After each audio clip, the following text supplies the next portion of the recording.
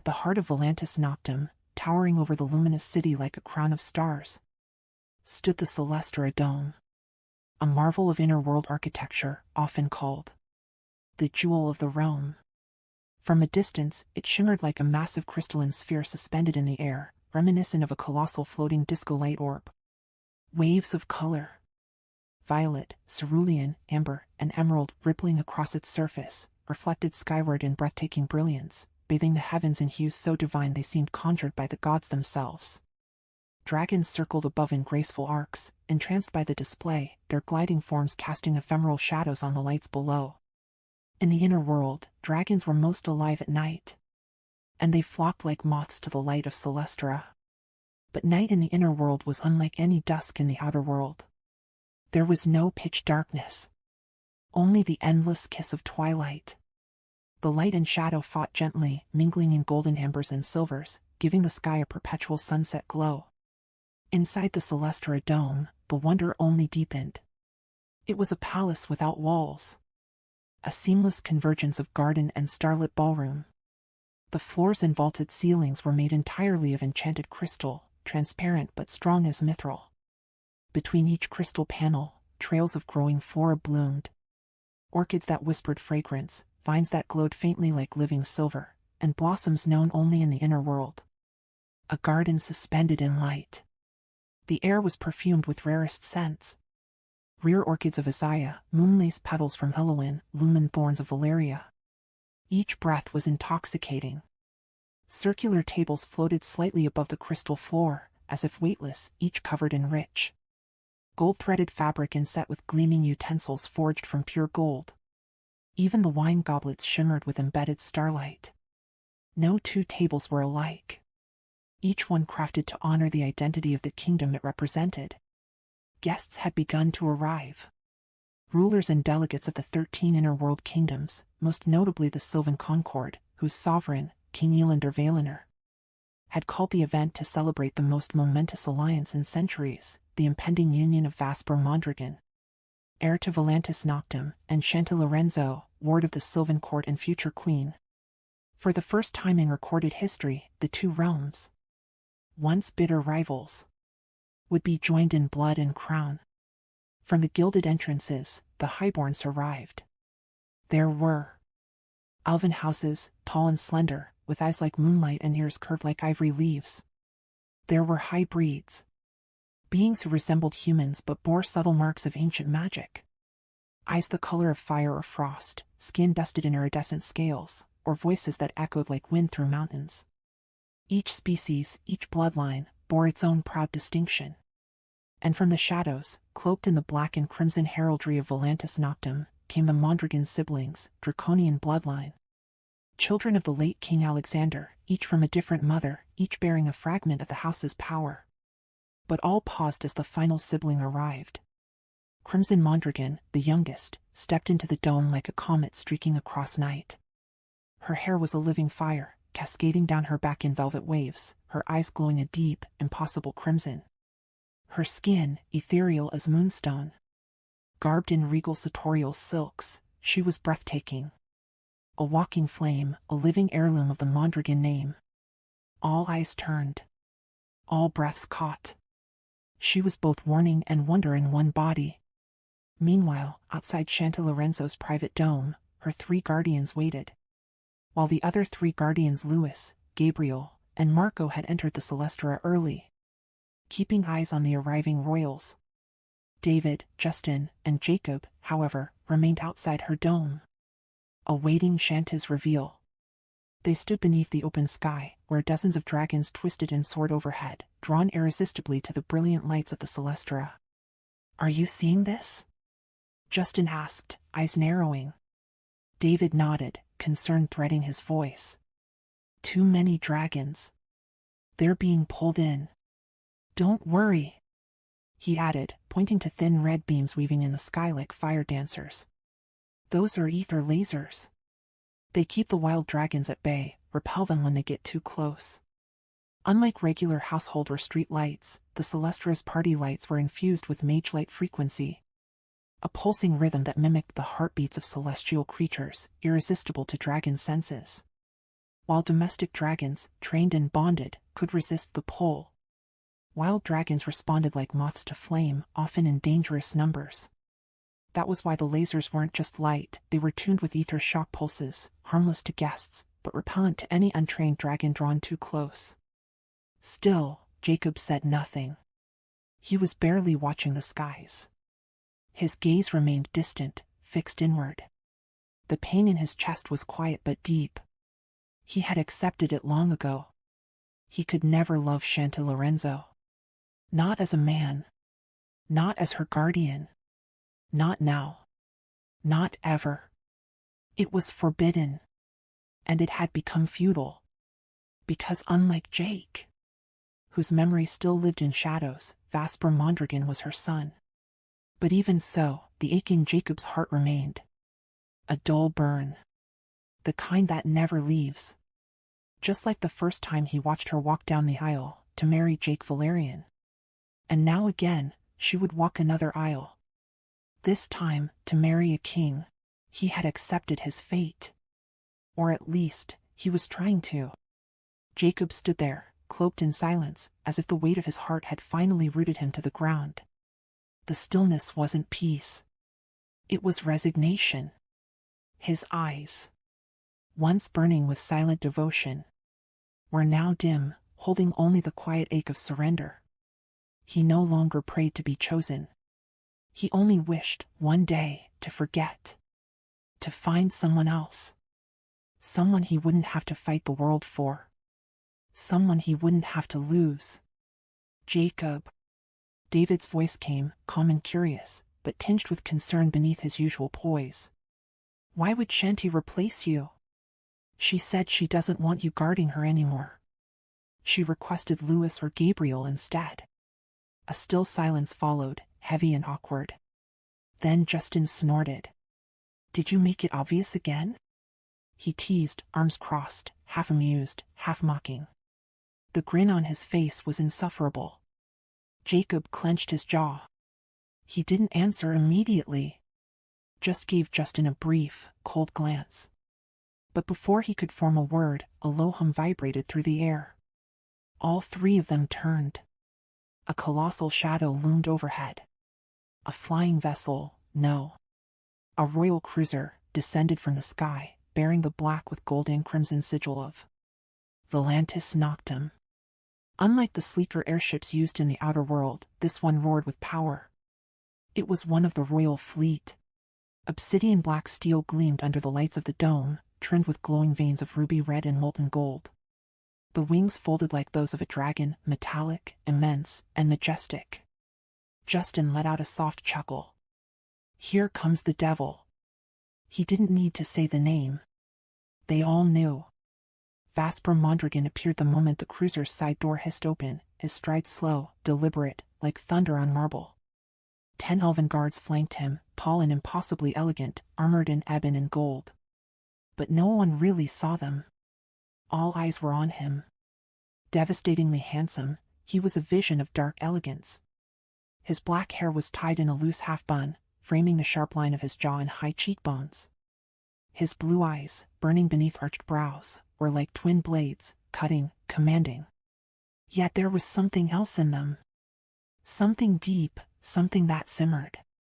He wore the new royal attire of Velantis, a black suit threaded with molten gold and crimson, tailored to fit him like a second skin. No longer the heavy robes of the old kings. This was power refined. Regal. Relentless. The three guardians stood at the entrance to Chanty's chamber. David remained composed. Justin crossed his arms again. Jacob stood frozen. Vesper's steps were slow, but each carried weight, echoing in the vast chamber. When he stopped before David, it felt like two titans had met. David. Vesper greeted, his tone smooth, surprisingly warm. A rare softness touched his face, reserved only for this moment. How are you? You are no longer needed here. I'll personally escort my queen. David smiled, stepping aside gracefully. Congratulations, Vesper. To both you and Chanty. The air was polite. Almost friendly. Thanks, Vasper replied with a wide smile. Genuinely happy and proud. But beneath that thin surface, something else simmered. Justin and Jacob didn't speak. Vasper looked at both of them. But when his gaze fell on Jacob, it lingered. A quiet smile played at the corner of his lips. A silent challenge. You may go ahead to the venue, Vasper said, without breaking eye contact. David nodded and signaled the others. Justin turned immediately and began walking. But Jacob hesitated. He looked at Vasper one last time.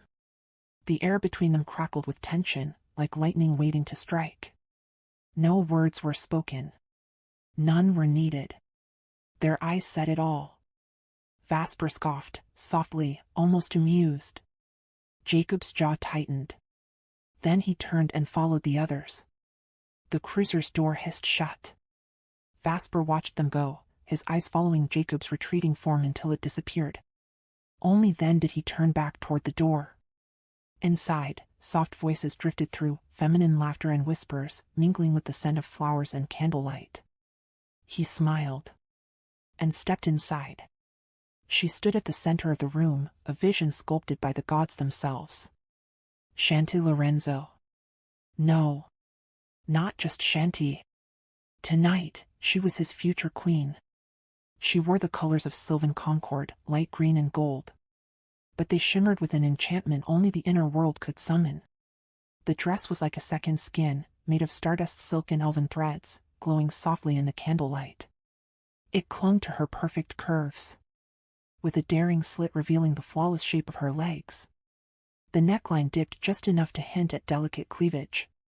Enough to tempt, but never to scandalize. Her golden brown hair fell down her back in soft waves, the ends kissed by sunlight and spell.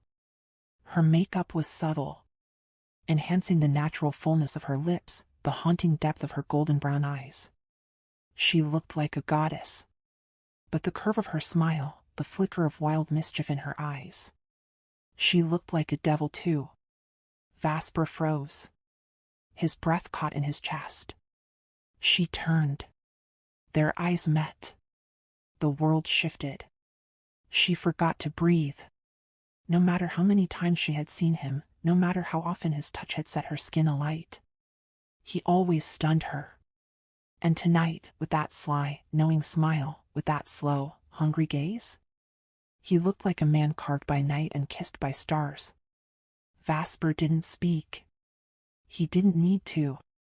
His eyes traveled down her figure, reverent and unashamed. And she? She smiled, just slightly. Tilted her head. Her heart pounded in her chest. He crossed the distance between them. The air crackled. Nothing else existed.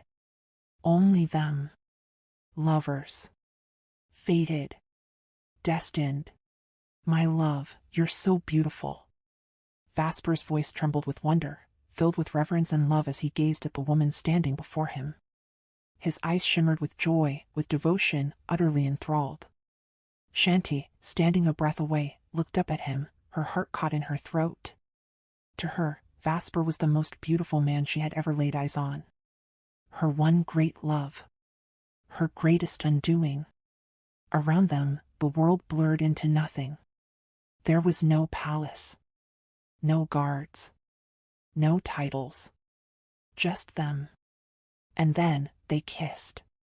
A kiss that devoured time itself, passionate, consuming, as if they were the only souls left alive in the world. Their lips moved in sync, tender and wild all at once, their arms clinging tighter with every passing heartbeat. Mara, standing by the door with the 3 elven attendants, quietly ushered them out of the chamber, leaving the lovers alone, knowing the sanctity of what was unfolding. The moment Vasper realized they were finally alone, his embrace around Chanty deepened. He pressed her tighter against his chest, as though afraid she might vanish if he didn't. His hand slid gently, reverently, across the bare skin of her back, tracing her spine like a secret he vowed never to share. I love you, my love. The words fell again and again from his lips, like a prayer. Soft, sacred, repeated between breathless kisses. Chanty could only answer in gentle moans, the kind that came not from lust, but from love so deep it ached. Her mouth trembled beneath his as his tongue claimed hers in a kiss that left no space for doubt or hesitation. What began as a tender embrace slowly ignited into something else. Something raw and primal. His lips trailed downward, leaving fire in their wake. From her mouth, to her jaw, down to her neck. His hands, restless, kneading, roamed across her body, and Chanty gasped softly, half laughing, half drowning in the growing heat. "Vasper!" she giggled. Breathless. Pushing gently against his chest, trying to gather what little self-control she still had. "Stop, not now. You know we're already dressed." She was laughing, nervously, sweetly, but her heart was a drum inside her chest. Vasper groaned, playful and reluctant, before brushing his lips gently along the curve of her neck. Then, mischievously, he nipped at her skin, softly, enough to make her squeal. "Ah!" she gasped, swatting his arm with a soft slap. He chuckled, boyish and wicked. He gave her one last kiss, deep, lingering, like a promise, before finally letting her go. "Let's go, my love," he murmured, voice low and warm. "The venue is full. Many guests have already arrived." Chanty looked up at him, still catching her breath. "Are David and the others still outside?" she whispered. Vasper glanced toward the door and shook his head. "No. I sent them ahead. I told them I would personally escort my queen." His tone was honest, proud. Chanty couldn't help but smile, shy, glowing. A flutter of giddy warmth bloomed in her chest at his words. Without another word, Vasper took her cloak and gently draped it over her shoulders. Then held out his arm. She slipped her hand through it. "Come, my queen," he said, lifting his chin with quiet pride. "It's time I introduce you to the world." Chanty's lips curved into a soft smile, but deep down, nerves twisted in her belly. What would they think? The nobles, the royals, the elite of the inner world. Each one carrying their own unspoken judgment. She didn't belong to their world. And yet, she belonged to him. Vasper felt her hesitation. He paused, and turned toward her again.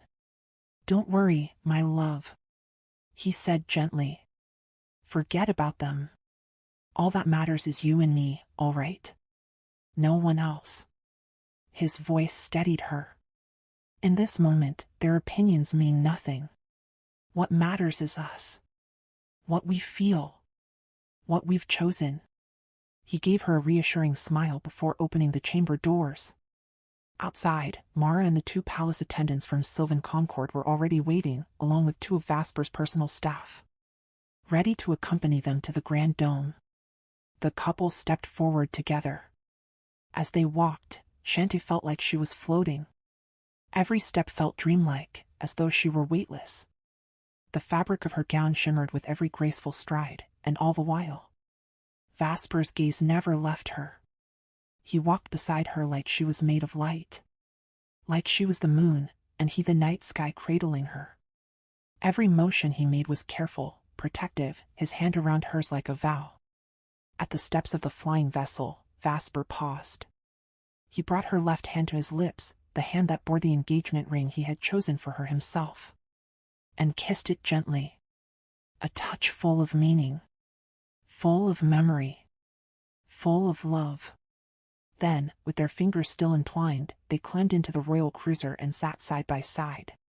Hands clasped, hearts united. Servants and guards followed, one by one, until all had taken their places. And once the doors sealed shut, the flying vehicle shimmered, then vanished, teleported across the skies, headed straight for the Celestial Dome. The dome of Sylvan Concord had never known such stillness. Hundreds had gathered. Ambassadors, council members, dignitaries from the 4 corners, the dragon courts, the ancient guilds. All adorned in the finest silks, robes, and enchanted ornaments. And yet not a single breath stirred the air now. Not even the flutter of a fan or the rustle of a gown. Because the doors had opened. And in came the storm. Two towering gilded gates, carved with Sylvan Concord sigils and moonstone runes, began to creak open. They didn't just reveal an entrance. They unveiled a moment destined to be remembered for centuries. At first, only shadows spilled in. Long, graceful, commanding. And then, he stepped into the light. Vesper Mondragon, king of Velantis Noctem, son of Alexander, chosen of flame. He stood at the top of the stairs, tall and terrible in beauty, his half-bun undone ever so slightly by the breeze that swept from behind. The black and gold of his tailored royal suit shimmered beneath the fey light, layered with deep crimson folds embroidered with the sigils of his kingdom. The dragon of Velantis Noctem glowed faintly at his chest, alive with fire. He looked like he had stepped out of myth and walked straight into legend. Like a man who did not ask permission to rule, but was born to command. All eyes turned toward them. There was no hiding it. The admiration in their gaze was palpable, impossible to conceal. Whispers floated through the air like delicate threads of awe. Whispers of reverence. Whispers of beauty. Whispers of envy. And though the voices were hushed, none escaped Vesper's ears. His senses, sharpened by blood and birthright, caught every word, every breath. His power gave him clarity, and in that clarity he heard the truth. They were watching. They were in awe. And they knew. Then, Vesper extended his hand. Elegant. Steady. Certain. Without hesitation, she reached out and placed hers in his. And in that moment, the entire room seemed to exhale. As if it had been holding its breath, waiting for this. She appeared beside him. Chanty emerged slowly from behind the ornate threshold, stepping into the light like a vision spun from dream. Her eyes met Vesper's, and the world vanished. Her gaze shimmered with love, her lips curved in a gentle smile meant only for him. And Vesper, standing tall at her side, was every inch a king. His expression softening as he looked at her like she was the only star in the sky. Gasps echoed softly across the grand hall. Mouths parted. Hearts stilled. Even the most hardened elites, those bred for restraint and poise, could not hide their astonishment. Chanty's beauty didn't simply arrive in the room, it claimed it. Like moonlight spilling through shadow, like song in the silence. She stood beside Vesper Mondragon, radiant and calm, his equal, his chosen. And all who watched felt it. She was not merely a guest. She was his queen. The pride of Sylvan Concord. The woman who had captured the heart of a king. The queen of the blooming flame. His chosen.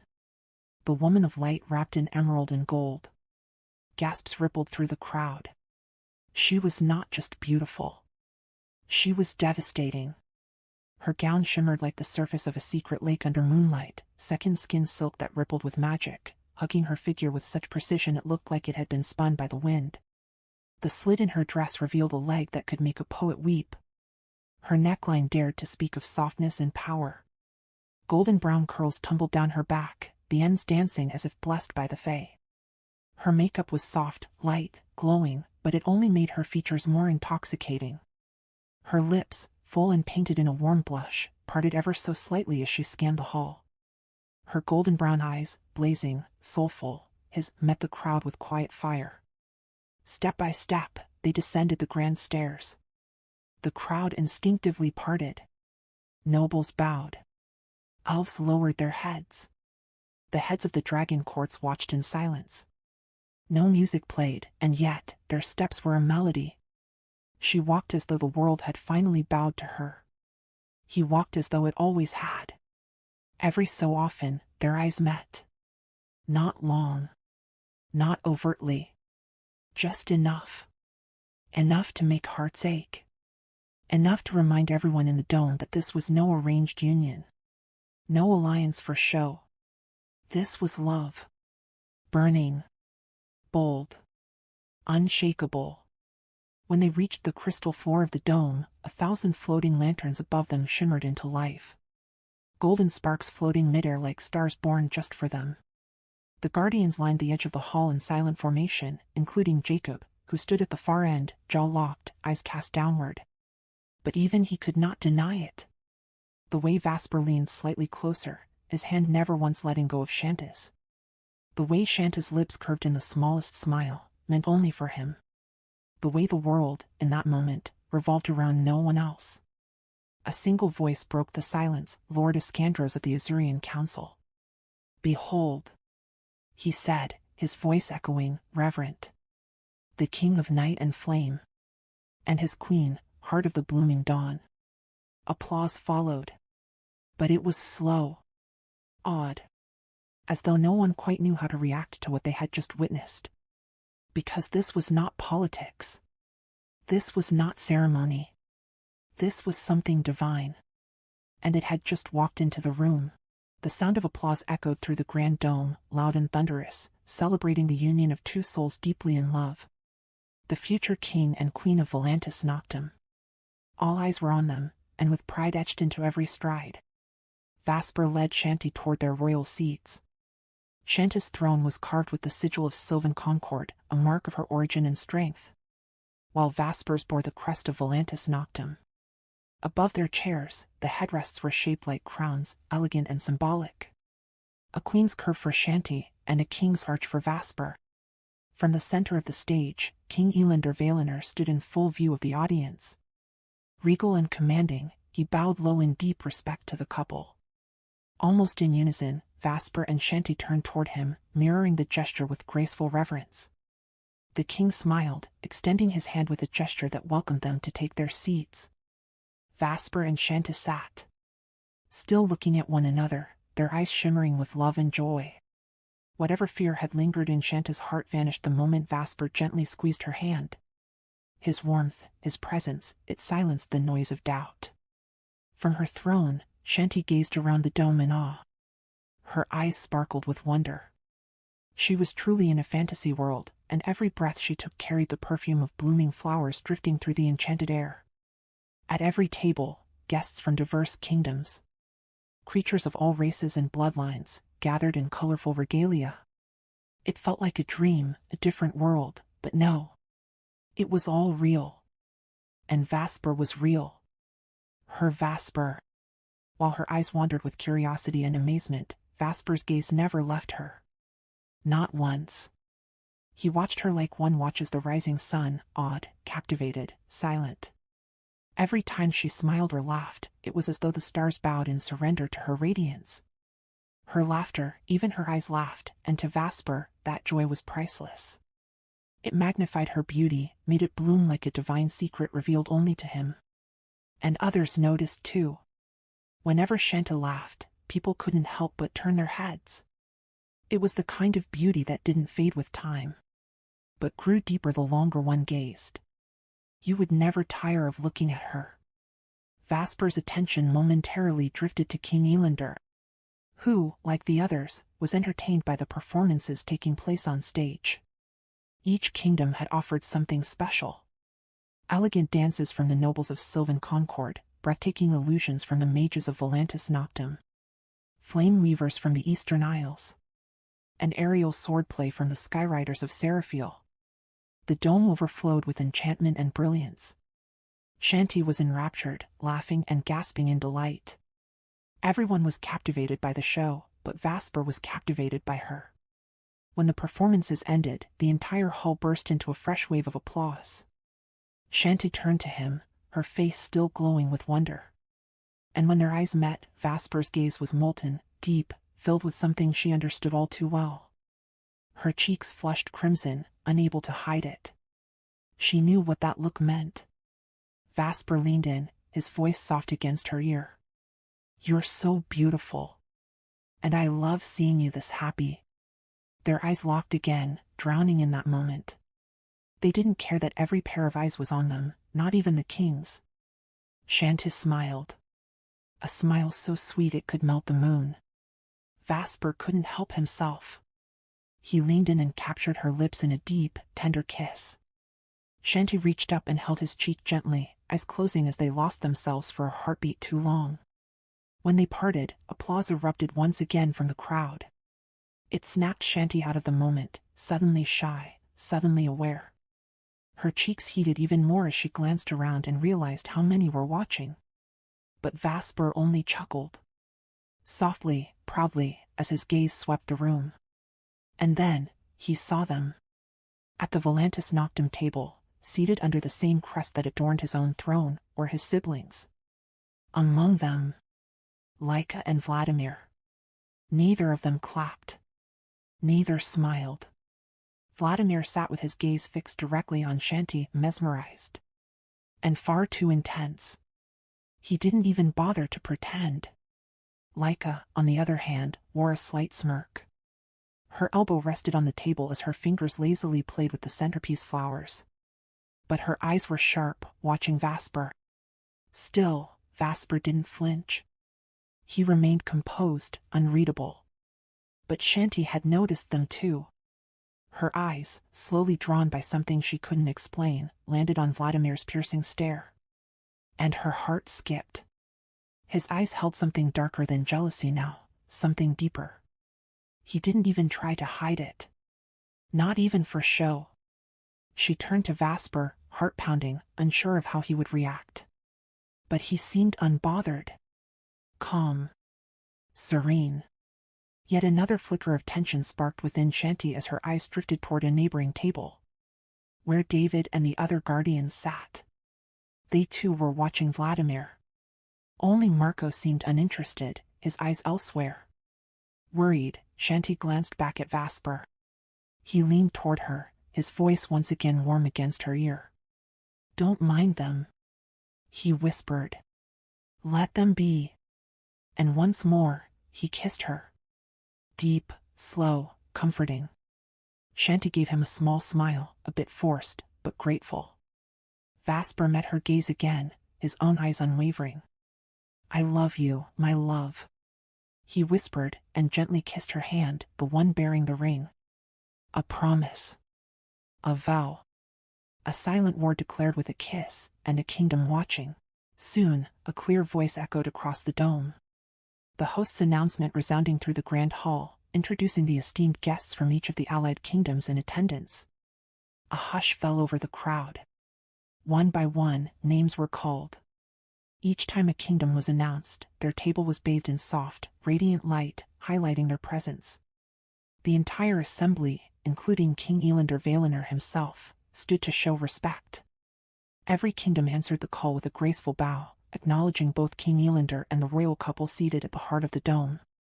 Vasper Mondragon and Don Lorenzo. All eyes turned with admiration, reverence filling the air. Until finally, the name that bore the weight of legacy was spoken. The kingdom of Velantis Noctem. And the siblings of Vasper Mondragon rose in unison. Their presence was commanding, striking. One could not deny the allure of their bloodline. Beauty and strength carved into their features by the lineage of King Alexander Mondragon. The men were regal, the women stunning. An entire table of princes and princesses, flawless in posture and poise. And Vasper, though silently proud of his family, felt the familiar weight settle in his chest when his eyes found Vladimir. He didn't know how to feel. There was no denying Vladimir's interest in Chanty. It wasn't obvious to everyone, but Vasper saw it clearly. Still, he didn't want to take it seriously. Vladimir wasn't a threat. Not yet. But lately, the younger prince had grown bolder. Daring. Reckless. And Laika, well, Vasper knew how to handle her. Her sharp tongue and icy stare didn't bother him. He could keep her in check. But Vladimir, he stood out. While the rest of the siblings were adorned in formal royal attire, Vladimir wore a long dark coat thrown over a plain shirt, leather pants, and worn boots. A dark maroon bandana was tied around his head. A deliberate rebellion against courtly decorum. He stood like a storm about to break. Meanwhile, across the dome, Shanta's attention had wandered. Her eyes drawn to Crimson, who sat quietly at the table. They smiled at each other. Crimson's eyes reflected warmth, a kind of quiet reverence. Her gaze on Chanty held genuine admiration, as if she was witnessing something sacred. But just as the final kingdom had been introduced and everyone returned to their seats, A stir swept through the hall. Heads turned. Eyes widened. An audible silence fell as all attention shifted to the entrance. Zalora Zakron had arrived. And what an entrance it was! She didn't simply walk. She claimed the space with every step. Her once ankle-length hair, once straight as silk, now fell in loose, wavy cascades down to her hips. Snow white, glowing under the ethereal lights like moonlight given form. Her red dress clung to every graceful curve of her figure, accentuating her perfect silhouette.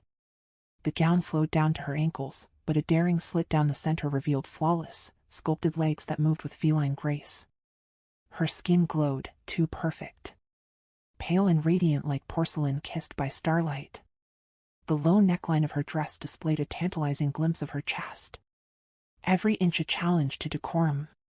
And yet, there was nothing vulgar about it. She walked the line between divinity and seduction. An angel cloaked in the allure of a vixen. Zalora wasn't just beautiful. She was dangerous. A goddess who knew she was a goddess, and knew exactly how to make the world stop to worship her. And she arrived last. By design. As her heels touched the polished floor, she raised her chin, and her eyes locked with Chanty's. Then with Vesper's. Her face was calm, unflinching. But her gaze held a challenge. She would not be outshone. Not tonight.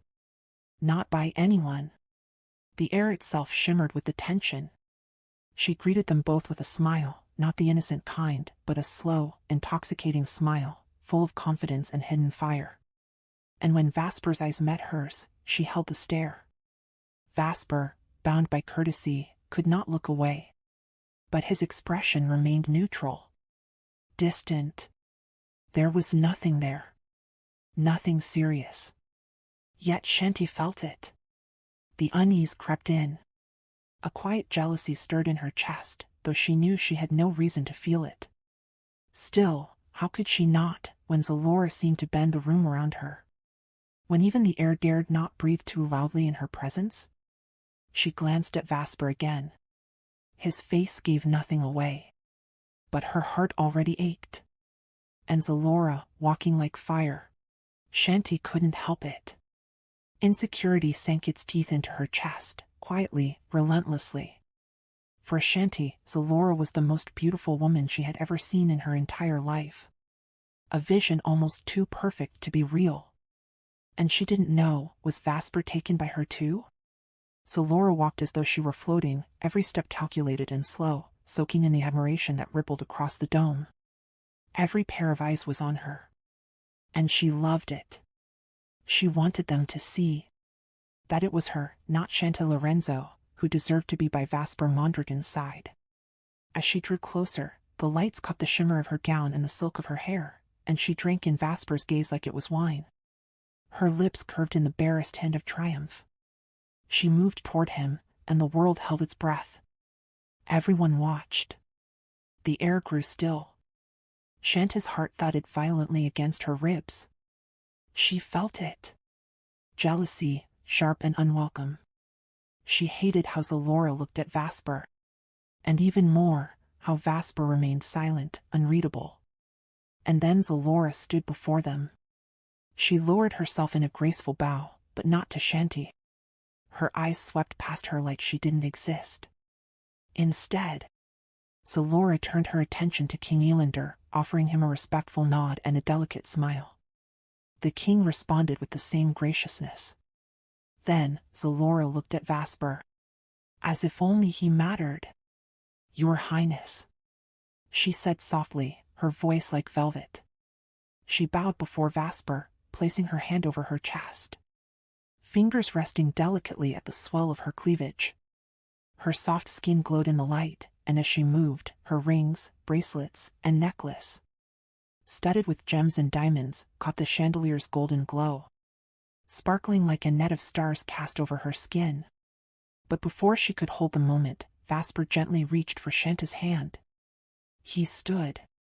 And he brought Chanty up with him. She followed his lead, trembling slightly, unsure why her body felt so weak, but she didn't resist. She didn't have to understand. She only had to hold on. With my beloved queen by my side, Vasper said, eyes meeting Zalora's, calm and unwavering. It is our honor to have you here, Zalora. His words were steady, sincere, but they struck a hidden nerve in Zalora's heart. Pain flashed behind her poised expression, though she buried it quickly. No one could see the crack in her composure. She was too skilled at pretending everything was fine. She gave them a sweet, practiced smile, turned gracefully, and walked away. Back straight, head high, every step perfect. As she approached her assigned table, Vladimir rose to greet her. He offered her a seat. Despite the silent tension that still hung between them, Zalora did not refuse. She needed an ally now. Anyone who could stand beside her while her heart tried not to break. Vladimir, for all his flaws, would do. Across the room, Vasper's gaze followed the prince. Vladimir met it. A flicker passed between them. A silent conversation. And elsewhere at another table, David sat, watching Zalora with quiet sympathy. He saw through her perfect smile. He saw the ache beneath the surface. But there was nothing he could do to ease it. Zalora was too proud for pity. Back at their table, Chanty sat again, but her eyes wandered. She was looking for someone. Lauren Valerian. She searched the crowd carefully. But Lauren was nowhere to be found. Vasper noticed. He seemed to read her thoughts before she spoke. His voice was low, meant only for her. "Don't look for someone who isn't here, my love," he whispered. Chanty stilled. She stopped searching. She turned to look toward David's table, and there, Jacob. His gaze still lingered. His manner hadn't changed. His stare, undeniable. Still full of something deeper, something hidden. Chanty looked away instantly. But Vasper had seen it. He noticed everything. Yet he no longer let it bother him. He understood Jacob. Understood what lived inside his mind and heart. But it no longer threatened him. A quiet smile touched Vasper's lips. And then he looked at Chanty again. He saw it, the faint tension in her shoulders, the worry in her eyes. The moment Zalora entered, something in her had shifted. He leaned close, his mouth brushing against her ear. "My love, let's enjoy this moment, all right?" he whispered. Their eyes met, and in the next heartbeat, he kissed her. A soft, lingering kiss on her lips. "Don't look at them," he murmured against her mouth. "Let them look at us. But don't look back." Chanty let out a shy laugh, cheeks flushing. She knew everyone was watching them. But in that moment, it felt like they were alone. Just the two of them. Surrounded by gold and power and judgment, and yet untouched by it all. "Yes," she whispered. That was what she wanted, too, to stop looking, to stop feeling the eyes on her, to stop the nerves crawling under her skin. And the program continued. Eventually, it was time. The grand banquet was served. The scent alone was intoxicating, aromas unlike anything the outer world had ever known. On the long tables, ornate platters appeared as if by magic, carried by silent servants in black and gold. There was a PVLT mammoth steak, a delicacy known only in the inner world. The meat, slow-roasted over enchanted coals, was so tender it melted on the tongue, dripping with juices and seasoned with crushed stardust salt and twilight herbs. There were golden bread rolls baked with liquid honey core, and glazed moonfruit slices that sparkled like dew. For dessert, towers of delicacies rose like edible art. Cream crowns dusted with edible gold leaf, jewel-toned confections shaped like miniature castles, and shimmering crystal jellies that danced with flavor. Everything shimmered. Every bite tasted of luxury, power, and the richness of a world untouched by scarcity. Even gold was eaten in the inner world, not merely worn, but consumed. It was a feast of abundance. Of pride. At their table, Vasper cut a piece of steak and gently placed it on Chanty's plate, ever attentive. He wiped the corner of her mouth when cream touched her lip, brushed a fallen strand of hair behind her ear. Poured her wine himself.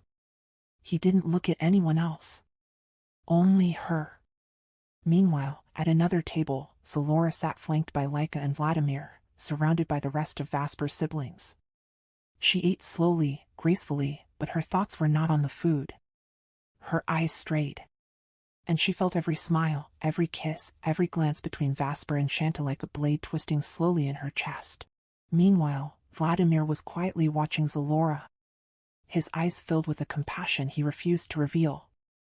His heart ached for her. Truly ached, but he didn't want to show it. Afraid that it might only deepen the self-pity she was already struggling to hide. If he were to be honest with himself, they were both hurting. Different wounds, perhaps. But pain all the same.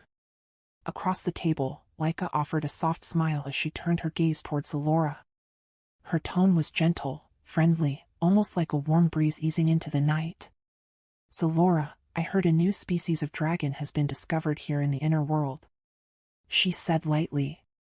And I believe you're the one in charge of its care? Zalora, ever the expert at concealing her true emotions, returned the smile, though her eyes gave away the fatigue she carried. She lifted her chin gracefully, nodding ever so slightly, then reached for her wine. As she took a sip, it was as if the act allowed her to momentarily forget everything else. A quiet thanks to the sudden shift in conversation, a welcome distraction to steer her thoughts elsewhere. We're still studying the said species, Laika. Zalora replied in the same kind and gentle tone. Eventually, we'll learn what type it truly is. Laika chuckled softly, her gaze holding Zalora's with admiration. You know, she said. I've always admired the work you do here in the inner world. Someone like you would be impossible to replace. Sometimes I even think about visiting your school and your laboratory. Just to see it for myself. Zalora's face lit up at Laika's words, the shadows in her features briefly chased away by genuine delight. Of course, she exclaimed, a brightness returning to her voice and eyes. It would be my pleasure to welcome you on that day. Just let me know in advance so I can prepare, and be there personally. I tend to be all over the place, often in different locations. Vladimir, still nursing his wine, allowed himself a quiet smile as he watched Zalora and Laika's exchange. He was quietly relieved that Zalora's attention was caught by anything, that wasn't Vasper. At least for now, her heart wasn't dwelling there. Meanwhile, the rest of their siblings were also watching, but their attention was turned toward Vasper and Chanty. There was an air of amusement and curiosity surrounding them, especially from Crimson, whose admiration for Chanty was practically written all over her face. Vladimir lifted his wineglass, swirling the dark liquid within. It was one of Sylvan Concord's most prized wines, prestigious, expensive, known for its rare blend. But to Vladimir, nothing compared to the wine of Velantis Noctem, where they cultivated their own rare species of grapes. The taste was deeper, older, richer. More meaningful. His gaze wandered again, returning to Vasper and Chanty's table. And at that moment, he saw her. Chanty was now savoring her dessert, while Vasper, seated beside her, spoke in a serious expression. The conversation between them seemed private, intense, yet at times, a smile would gently bloom on Chanty's lips, softening the edges of the moment. Still, it was clear as day to anyone watching, their world had narrowed to just the two of them. The rest of the hall faded around them like smoke in the wind. The way they looked at one another was filled with deep affection. Love. It was a connection so tangible it left others in quiet envy. And Vladimir, he envied it most of all. Just one of those glances from Chanty was something he had begun to long for in secret. Not from any woman, but from her. It was a foolish dream, he knew. An impossible wish that would never come to pass. He was pulled from his thoughts when he suddenly felt Zalora's gaze pierce through him like an X-ray. She was staring, straight, direct, unflinching. Then, without breaking her gaze, she turned her head slowly toward where Vasper and Chanty sat, her brows lifting subtly, her eyes filled with something unspoken. Accusation, pain. Vladimir followed her line of sight, then flicked his glance toward Laika. He wasn't wrong, she was watching him, too. And her smirk was unmistakable, sarcastic, sharp, and all-knowing. And then a chill ran through him. He couldn't explain it. Why he suddenly felt cold, exposed, like the spotlight had been thrown onto him. As if he'd been caught doing something wrong, even though no words had been spoken. Silence reigned between the three of them, thick and weighted. They stared, each with something to say. But none of them dared to speak. Breaking the tension, Vladimir raised his wineglass in a toast, forcing a smile to his lips. The rest of their siblings, as though sensing the cue, followed and lifted their own glasses. Laura joined in a beat later, her expression neutral, unreadable. Then, she cast a look toward the far end of the hall. To the table where her parents had been invited but hadn't bothered to show up. Only the royal envoy attended, and she sat beside the Mondragons instead. She didn't want to show it. Not here. Not now. But there was bitterness in her heart, she just refused to let it reach her eyes. She would not be seen as defeated. She would not appear small or broken. Especially not in front of Vasper. But when she turned to glance back at him and Chanty, her breath caught. Her chest tightened.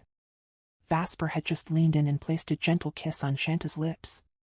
It was soft, brief, and filled with fondness, and he was smiling as he whispered something to her. As though it was the most natural thing in the world to do. As though they hadn't just done it in front of a dozen watching eyes. As though they belonged to each other, and the world was merely an audience to their quiet love. And in that moment, Laura could do nothing but look away. Her heart screaming in silence. Laura swiftly turned her head back toward her own table. Attempting to collect herself, but instead, her gaze collided with Vladimir's. Their eyes locked for a long moment, suspended in time. His face bore no expression, no hint of emotion, as if carved in stone. Yet in the hollowness of his stare, something unspoken pulsed beneath the surface. When she shifted her gaze toward Laika, she found a different kind of intensity. Laika was staring at her with a serious, unwavering look that carried weight, something deliberate, something bold. "You know," Laika said in a voice barely above a whisper. "You look like you belong by Vasper's side more than she ever will." The word struck Laura like a lightning bolt to the heart. Unexpected, jarring, and yet exhilarating. Her lips parted in surprise before a laugh escaped her. Louder than it should have been, raw and unguarded. She hadn't anticipated hearing something like that. And though she tried to temper it, her heart was flooding with an emotion she hadn't felt in a long while. Joy. Sweet, stinging, complicated joy. Vladimir, however, was stunned. He couldn't believe Laika had just said that to Laura, of all people. At this table, at this moment. It was like tossing a burning match into dry leaves. It wasn't just careless. It was cruel. To him, it only worsened the ache inside Laura. A cruel spark of hope for something that could never be. He turned his gaze to his sister, his eyes narrowing with restrained tension. There was a silent reprimand in the way he looked at her. A firm warning edged in disappointment. Crimson, seated nearby, cast an uneasy glance toward both Laika and Laura. She wasn't the only one, several of their other siblings shared the same subtle discomfort, shifting in their seats, casting side glances. What Laika had said. It simply shouldn't have been spoken, not here, not aloud. "Laika," Vladimir said sharply, his tone low but biting. "You shouldn't have said that. Not here." Laura blinked, caught off guard by his sudden firmness. Her head turned toward him with a faint frown, eyes narrowing slightly. Confused, almost betrayed. Why did he care? What was he trying to protect? Laika merely chuckled under her breath, tilting her head slightly as if dismissing the tension. "Vladimir, relax. No one else heard it. Just us." Her voice was teasing, unbothered, but her eyes flicked almost instinctively toward Vasper's table. She knew better. Vasper's hearing was extraordinary. Far beyond the norm. She'd always known that. Still, she doubted he was paying attention. He seemed deeply engaged in conversation with Chanty. Or so she thought. Until their eyes met. Across the space, across the noise and the tables, Lyca's gaze locked with Vesper's, and in that single moment, everything froze. There was no outburst, no visible change in expression, but Lyca felt it. The warning in his eyes. Quiet, veiled, but unmistakable. A king's gaze, sharpened with the weight of command and the threat of consequence. It didn't need words to be understood. Vladimir saw it too.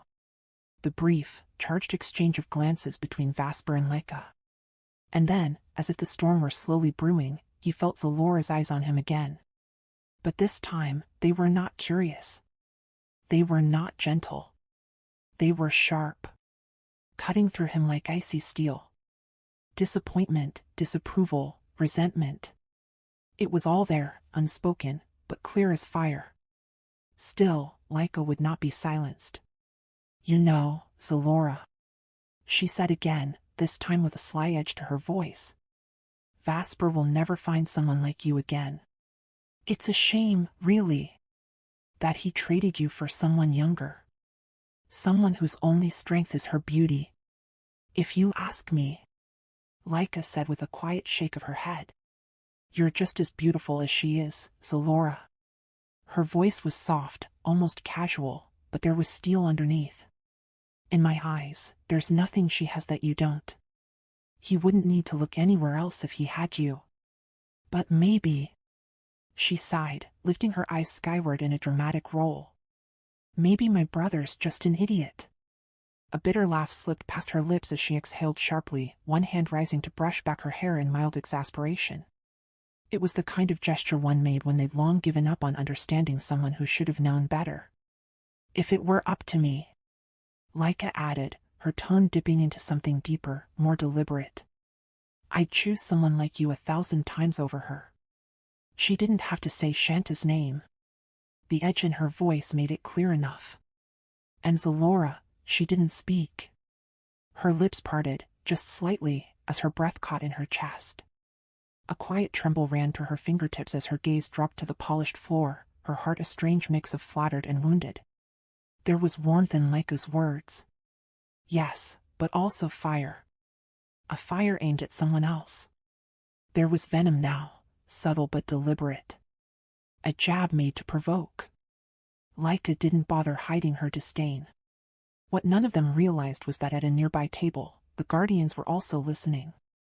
Their ears had caught every word exchanged between Lyca and Zalora, though none of them made a sound in response. Except for the smallest reaction, a low ripple of laughter among them, muffled by their goblets and smirks. All but two.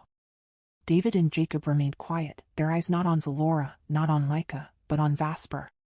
Vesper, who now had stopped speaking mid-sentence. His gaze was fixed on Lyca. Steady. Unwavering. Only those with awakened powers could sense the subtle, simmering tension that cloaked the air around them. The atmosphere, though calm to the untrained eye, vibrated with an undercurrent of friction, sharp as a drawn blade. They were gathered at the very boundary between Sylvan Concord and the neighboring kingdom. Far enough beyond the Concordian soil that their powers had begun to stir naturally within them again. One of those was enhanced hearing. And it was working all too well. Lyca, you're only worsening Zalora's suffering. You're not helping her, Vladimir said in a low, firm voice, his tone no longer laced with restraint.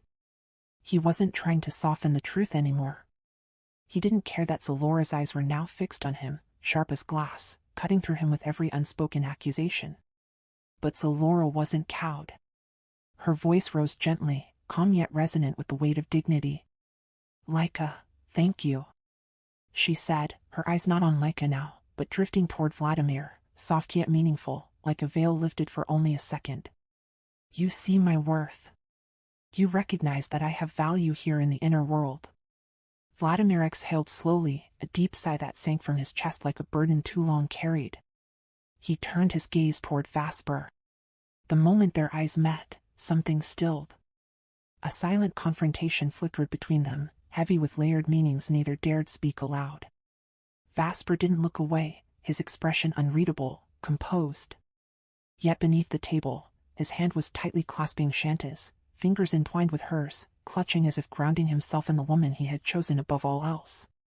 Vladimir looked away first, biting back the weight of something he couldn't define, and returned to his wine with a quiet bitterness. At that moment, he wanted nothing more than to stand, excuse himself, and disappear into the night. If only it wouldn't seem so disgraceful, so obvious. He straightened his coat and sat still, letting the voices of Laika and Zalora drift into his ears while he stared into the dark liquid of his glass. Around the table, their other siblings exchanged awkward glances. Some flicking their eyes toward Vladimir, some toward Laika. Clearly discomfort by where the conversation had gone. The past was rising again. Not just any past, but the fragile, delicate remnants of Vasper and Zalora's once burning relationship. It was dangerous ground, and they all knew it. Well, Vladimir said suddenly, his voice quiet but sharp. It's impressive, really, that you can speak so freely about something like this. At an event that celebrates the union of those two. Two people who, by technicality, are already husband and wife. All that's missing is the ceremony. He didn't even glance at Zalora or Laika when he said it. Laika let out a small, airy laugh and tilted her head, eyes narrowing playfully as they met Vladimir's. Brother, she said, half teasing, half chiding. You really shouldn't meddle in women's conversations. Zalora's gaze fell on Vladimir, this time not with confusion, but quiet disappointment. Deep, personal, and heavy. She looked at him the way one might look at something once precious. Now dulled. Laika leaned forward slightly, her voice lowering, though the bitterness bled freely into her words. You know why I'm so furious with men who become fools because of love? She said, her voice trembling with barely restrained frustration. Because when a man lets love downgrade his mind, everything else falls with it. He changes. So much. There was a time he was crazy. In a good way. Full of wild ideas, always obsessed with building his outer world businesses. But now? She scoffed. Now I handle everything for him. I'm the one keeping things running. Because all he does is that. All he thinks about is her. She didn't say Shanta's name, but her voice cracked with venom. Vladimir's head snapped up, and he scoffed loudly. Unable to hold it in anymore. He turned toward Laika, eyes wide in disbelief. She had crossed the line, and they both knew it. With every word, Laika was turning Chanty into the villain. And it didn't matter whether she meant to or not. The implication was out there, hanging thick in the air. Vasper had heard enough. His eyes found Laika across the distance. Their gazes met again. Intense, sharp, but this time colder. He still said nothing. He didn't need to. His silence was more powerful than any reprimand. But Vladimir could see the storm brewing behind his brother's quiet demeanor. And it only deepened his worry, for Zalora most of all. Because the longer this conversation went on, the clearer it became. Vasper was hopelessly, irreversibly in love with Chanty. No one else mattered to him more. And Zalora. Zalora was beginning to feel that truth settle into her bones like poison. She had gone quiet. Lips pressed together. Shoulders drawn inward. Her silence spoke volumes. The hurt, the resignation, the unbearable stillness of a heart letting go. Laika, Vladimir said, his voice low, his patience stretched thin. This is a family matter. Don't drag others into it. Laika gave a soft, mocking chuckle and turned her head to him with an arched brow. But Zalora is family too, isn't she? She said, her voice light but pointed. I'm sure she still counts as Vasper's mistress. Unless the winds change, of course. Then, turning to Zalora with a sly smile, she added. Don't worry, Zalora. It's always the mistress who wins in the end. Not the queen. She leaned back in her chair, laughter dancing in her throat as she added with chilling finality. Look at us. My mother was once queen. Only to be cast aside for Vasper's mother, the mistress. And later? She, too, was replaced. By your mother, Vladimir. Another mistress. She laughed. And not a soul at the table laughed with her. Vladimir couldn't speak. Not after hearing that. Across the table, Zalora let out a soft, quiet laugh, though her eyes were shadowed as they briefly found his. There was a kind of surrender in her gaze, the hollow ache of someone who understood more than she ever wanted to. Just look at us, Laika said with a dry smile, gesturing lazily toward their siblings. Each born of different mothers, but bound by one father. So don't lose hope, Zalora. Just because she's queen now doesn't mean she's already won. Her voice was light, but her words dug deep. And then she turned toward Vasper. Her eyes met his. And this time, he was already staring back. Not with warmth. Not with fondness. But with a gaze so weighted it pressed against her like iron. His lips formed a slight smile, as if holding on to composure, but his eyes told another story. His gaze was sharp, burning, nearly hateful. Piercing. He wasn't amused anymore. Tension crackled like static through the hall. Only those attuned to power could feel it. Across the room, at the Guardian's table, murmurs had stilled as they watched the other side. Where Laika and Vasper sat in dangerous proximity. There was something dangerous rippling beneath the surface now, unseen but unmistakable. Vladimir downed the rest of his wine in a single, silent gulp.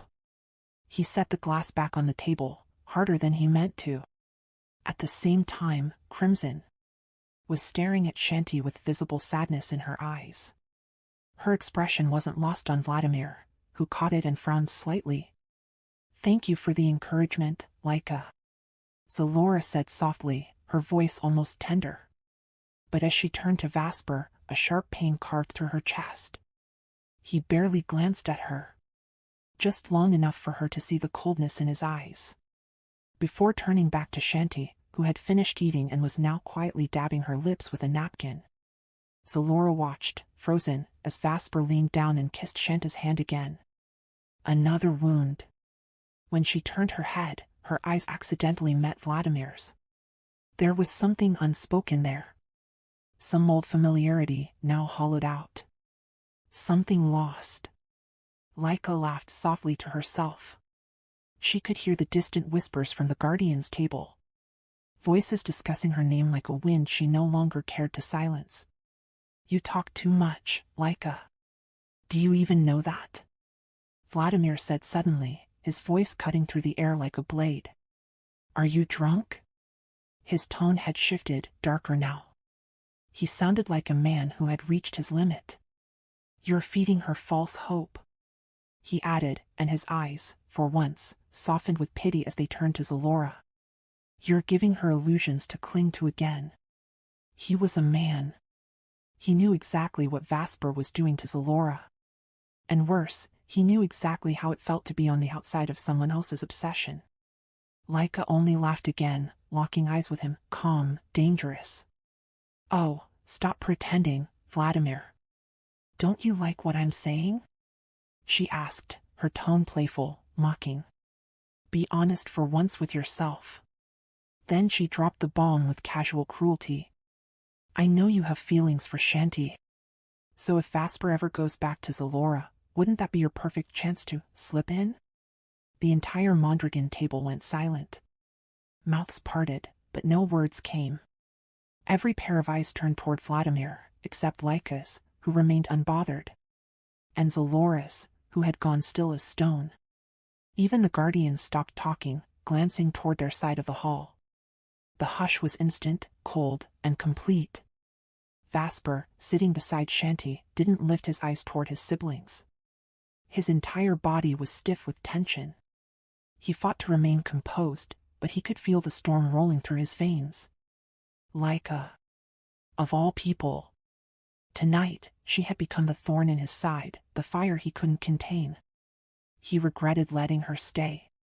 He should have let her leave for the outer world when she asked. Should have never allowed her near this dinner. Not tonight. Vasper reached for Shanta's hands across the table and took them both, gently yet firmly. His voice was low, just for her, but he knew Laika and the Guardians would hear every word if they strained their ears. My love, he whispered, his breath barely brushing her skin. I love you so much. I will never let anyone take you from me. That's why I'm rushing the wedding. I need you as my wife. Now. Chanty smiled, still blissfully unaware of the chaos unraveling around them. I love you too, my love, she replied softly. And Vesper kissed her hand again. At other tables, some guests smiled, touched by the display. To them, it was simply a sweet romantic gesture. They had no idea what had just cracked beneath the surface. Meanwhile, Vladimir had seen and heard enough. He stood from his chair abruptly. I'll just head to the restroom, he muttered. His footsteps echoing across the hall as several heads turned to watch him go, especially the guardians. Zalora, too, followed him with her eyes, lips parted as if to call out. But nothing came. Vladimir walked with a presence that was impossible to ignore. His posture was upright, stiff with restrained anger. There was power in his gait, even without magical force. The set of his jaw, the storm in his eyes, the way his coat flared behind him as he walked out of the dome. It all screamed fury, royalty, resentment, restraint. Laika, Zalora said, her voice catching on a breath. How could you say that? Was that really why Vladimir had turned her down that night? She thought. Was it because Chanty already lived in his heart? She didn't know what stung more, the betrayal or the realization. He had always been a friend, a constant. And if Chanty had taken even that from her, she couldn't finish the thought. I just know, Laika said simply, as if it cost her nothing. It's one of my gifts. Reading people. And Vladimir? He's like an open book. So easy to read. She smirked. And then she heard it. From outside the dome, Vladimir's voice rose in fury, cursing Laika's name. A loud impact followed, something slammed hard. A wall, a column, no one knew. Whatever it was, it hit like thunder. Despite not having powers like Vesper or the others, Vladimir was strong. Trained. Capable of breaking far, more than just hearts. Zalora opened her mouth to speak again, but the music started. Soft, deliberate notes rippled through the air, signaling a shift. All eyes turned. The grand dome had settled into a hush. Dishes had been cleared. Goblets half emptied. The fragrance of roasted meats and golden desserts still clung to the air, but now, all eyes turned toward the dais at the far end of the hall. A gentle chime echoed through the space, clear, ceremonial. Followed by the elegant rise of King Elander Valinor from his seat at the high table. His movement was slow. Measured. He stood tall in his twilight-colored robes embroidered with silver leaf and constellations, the silken folds whispering as they moved. The light above him dimmed to a soft glow, spotlighting the old king with a quiet dignity. He raised his hand, not high, not commanding, but with the gentleness. The guests silenced at once. No trumpet. No booming declaration. Just a voice, serene and rich like velvet aged in years of wisdom. Tonight, he began.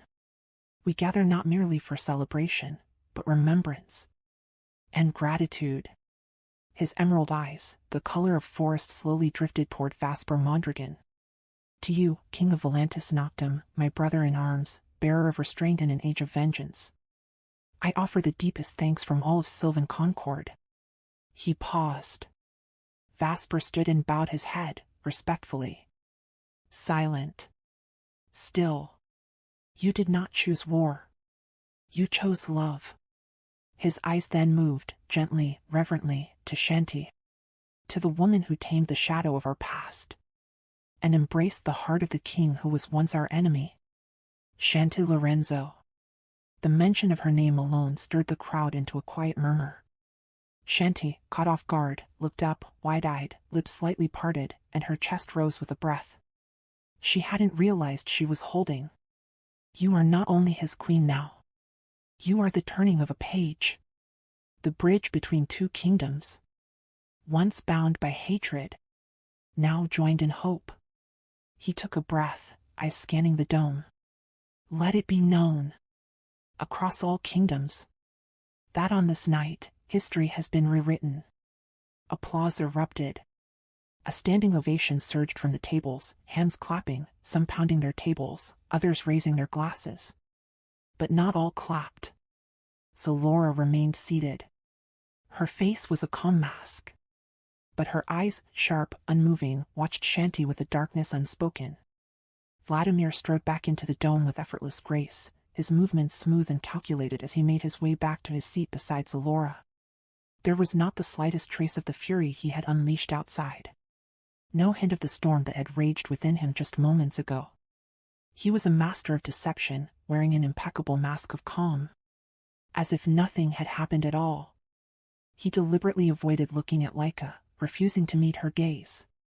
But Laika, ever watchful, observed him with a knowing smile playing on her lips. She did not utter a word, merely watching, her eyes glinting with quiet amusement.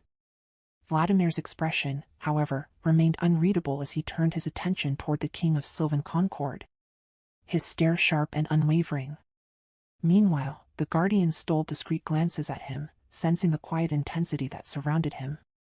Zalora, on the other hand, was not watching Vladimir. Her eyes were locked onto Vasper. A whirlwind of thoughts flooded her mind, memories she had long buried. There was a time when it was her whom Vasper would gaze at with warmth, her whom he would smile at so tenderly. But those days were gone. Snapping out of her reverie, Zalora turned her head and met Vladimir's eyes. In that brief exchange, a silent understanding passed between them, one laden with unsaid words, old wounds, and unshaken resolve. Beside her, Vladimir Mondragon stared toward Vasper, arms folded, expression unreadable, jaw set like stone. And Jacob? He clapped once, slowly, then lowered his hands to his lap, eyes locked not on Vasper, but on Chanty. His sorrow was silent, carved across his face like an unspoken ache. Even Laika, beautiful, venom-laced Laika, clapped without conviction. Her nails drumming the stem of her wine-glass, lips pressed into a thin, impatient line. She didn't believe this was right. But none of that mattered now. Because King Elander lifted his arm again, his eyes gleaming under the golden light. And now, in honor of this union, in the presence of the gods, the kingdoms, and time itself, let the first dance of the lovers begin. Gasps and murmurs swept through the guests. Every eye followed as Vasper stood and offered his hand to Chanty, who blinked once. Stunned, then slowly placed her delicate hand in his. Her fingers trembled. She had never danced in front of royalty, much less the world. But Vasper's hand was warm. Steady. Trust me, he whispered as he guided her toward the center of the dome, now cleared and glowing with soft starlight overhead. She nodded. Wordless. Heart pounding. The music began. Soft at first. A single violin, aching and slow. Then a cello joined, followed by the shimmer of a dulcimer, creating an ethereal waltz that felt as if the stars themselves were humming to the rhythm of their love. Vasper placed one hand on her waist. Gently. Reverently. The other held her hand, fingers threading through hers like they belonged there forever. He pulled her close. Not too close to scandal, but enough that she could feel his heartbeat against her ribs. Her free hand hesitated, then rested on his chest. He smiled. And they moved. 1 step. 2. Vasper led her. Not just with motion, but with his gaze. He never looked down at his feet.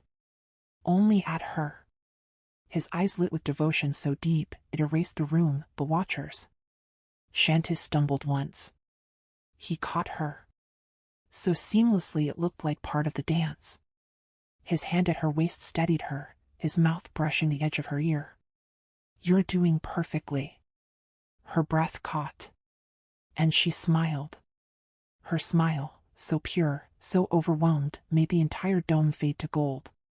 Now she wasn't just following. She was dancing. With the king. Her king. Their steps glided across the polished floor, a perfect contrast between power and grace, between his sharp, commanding movements and her hesitant, blossoming rhythm. The crowd watched in awe. Even those who disliked her paused. She looked radiant. Hair cascading like waves of night silk, eyes shining with emotion. Her gown flowing around her ankles, every turn catching the warmth of the chandeliers above them. Gasps came again. And someone whispered, "She is beautiful." Even Lyca's mouth parted slightly in spite of herself. Zalora's nails pressed into her palm. Vladimir's jaw twitched. And Jacob, he looked down. Because the way Vasper looked at Chanty was the kind of love no man could fake. Every gesture of Vasper was laced with reverence. His fingers caressing the back of her hand. The way he leaned in, foreheads nearly touching during the spin. The way he smiled, rare and real, only for her. It was worship. It was love made flesh on a ballroom floor. And as the song swelled, reaching its first peak, Vasper lifted Chanty in a graceful turn, her gown fanning beneath them like a living flame. She laughed.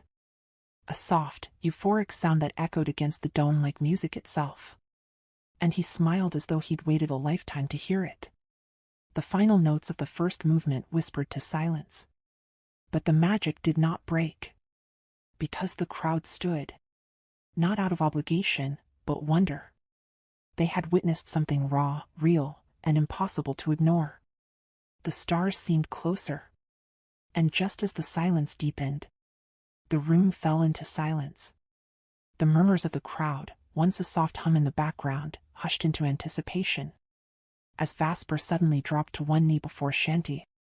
Chanty gasped. Her breath caught in her throat, her heart hammering so wildly she feared it might escape her chest. She hadn't expected this. Not now, not again. He had already proposed to her once, had already claimed her as his in front of the world. Then why? Why was he kneeling before her again? Oh my God. She whispered, voice trembling, hands flying to her lips as her eyes welled with tears. Vasper reached into his coat pocket, his movements slow, deliberate, his expression filled with unwavering devotion. A hush fell upon the entire hall as he pulled out a small, regal-looking box. A deep crimson, adorned with the intricate carving of a dragon coiled protectively around its lid. The very sight of it commanded reverence. It was no ordinary box. It looked ancient, sacred, as if it had once belonged to kings and conquerors. Chanty's breath hitched. A shiver ran down her spine as Vasper's fingers, elegant and steady, traced the edge before he lifted the lid. And then, the world seemed to hold its breath. Inside the box lay a ring unlike any other. A ring that should not exist. A single, breathtaking diamond sat at its center. Cut so flawlessly that it shimmered like captured starlight. But it was more than just a diamond. It was a fusion of the rarest, most powerful gemstones in existence. Hues of ethereal blues, fire-touched reds, and golden embers swirled within, as if the elements themselves had been forged into its depths. This was not a ring found in any royal treasury. It was the stuff of legends. A relic spoken of only in myths, seen only in the pages of history books. The gasps that filled the hall were sharp, stunned. The assembled nobles and dignitaries stared in disbelief.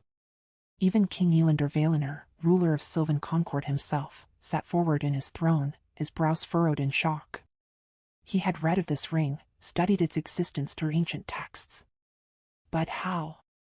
How could it be here? In Vasper Mondragon's possession? How had he obtained something that no king, no emperor, not even the gods of old had ever wielded? Vasper, as composed as ever, simply smiled.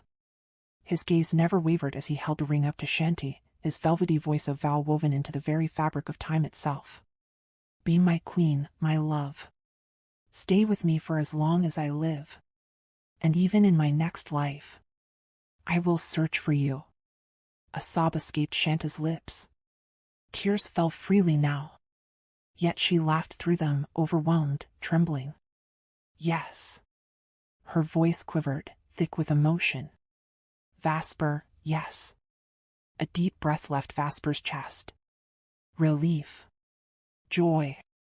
The absolute certainty that this moment, this choice, was everything. He took her hand with the utmost care, slipping the legendary ring onto her finger, right beside the pink diamond, the very first engagement ring and red diamond he had once gifted her on her birthday. 3 rings, side by side. A promise upon a promise. A love that defied destiny itself. Applause erupted. The hall roared with cheers as the guests beheld the couple wrapped in each other's arms. Chanty sobbed against Vesper's chest, her happiness so pure, so uncontainable, that even those who envied her could not deny its beauty. Yet not every heart in that room celebrated. Zalora could not breathe. She had convinced herself she was prepared for this, that she could endure it. But she had been wrong. So wrong. The pain crashed over her like a violent wave, drowning her, suffocating her. The moment she saw Vesper slide that ring onto Chanty's finger, she knew she could no longer stand there and pretend. She turned. And then she ran. The gasps of the guests were muffled against the thunder of her own heartbeat. The only one who moved fast enough to follow was Vladimir. His chair scraped against the floor as he pushed away from the table, his sharp voice cutting through the chaos. Zalora. But she was already gone.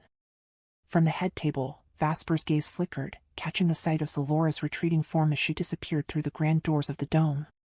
His fingers twitched. There was no missing the way his body tensed, the way his breath hitched ever so slightly. He saw. And Chanty felt him see. The warmth in her chest dimmed as an ache crept into its place. It was subtle, just a flicker of doubt, but enough for her to follow his gaze, her own eyes locking onto the doorway where Zalora had vanished. Vesper must have noticed. Because suddenly, his arms tightened around her. He pulled her close, his lips brushing her hair as he whispered, his voice low, urgent. My love. Don't think about anything else. This night is ours. Chanty did not respond. She rested her forehead against his shoulder, but her mind, her heart, was somewhere else. At the far end of the hall, the guardians sat unmoving. Their expressions were unreadable. They had witnessed it all. The proposal, Zalora's escape, Vladimir's pursuit. But only Jacob could not hide the emotions swirling in his eyes. And Chanty, despite everything, despite Vesper's embrace, saw it. Their gazes met for the briefest second. Jacob looked at her as if he had lost something. She looked away. Her eyes drifted instead to Laika. And Laika was smiling at her. But not a smile of joy. No, this was something else entirely. A knowing, dangerous smile. And Chanty, for the first time that night, felt afraid. The music shifted again. Faster this time. Bolder. A new melody bloomed, and the announcer's voice rose once more. Let the ballroom open. And all lovers and dreamers take the floor. The music swelled, and without hesitation, all those eager to dance eagerly stepped forward, forming a circle around Vesper and Chanty. As the rhythmic beats carried them away, Chanty instinctively glanced toward the king's seat, only to find it empty. King Elander must have left already, she mused. Vesper, without a word, took Chanty's hand and led her away from the crowd, guiding her into the secluded garden of the dome. The moment she stepped inside, her breath caught in awe.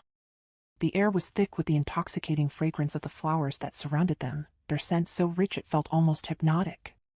But before she could fully take in the enchanting scenery, Vesper pulled her into a tight embrace, his warmth pressing against her. Without hesitation, he claimed her lips in a deep, searing kiss, one filled with unspoken promises and raw emotion. There was no end to his declarations of love, each whispered word melting between their fevered kisses. Then, without another moment wasted, Vesper teleported them away. Straight into his chamber within the grand palace of Velantis Noctem. Chanty gasped as they landed at the foot of his massive bed, her pulse racing.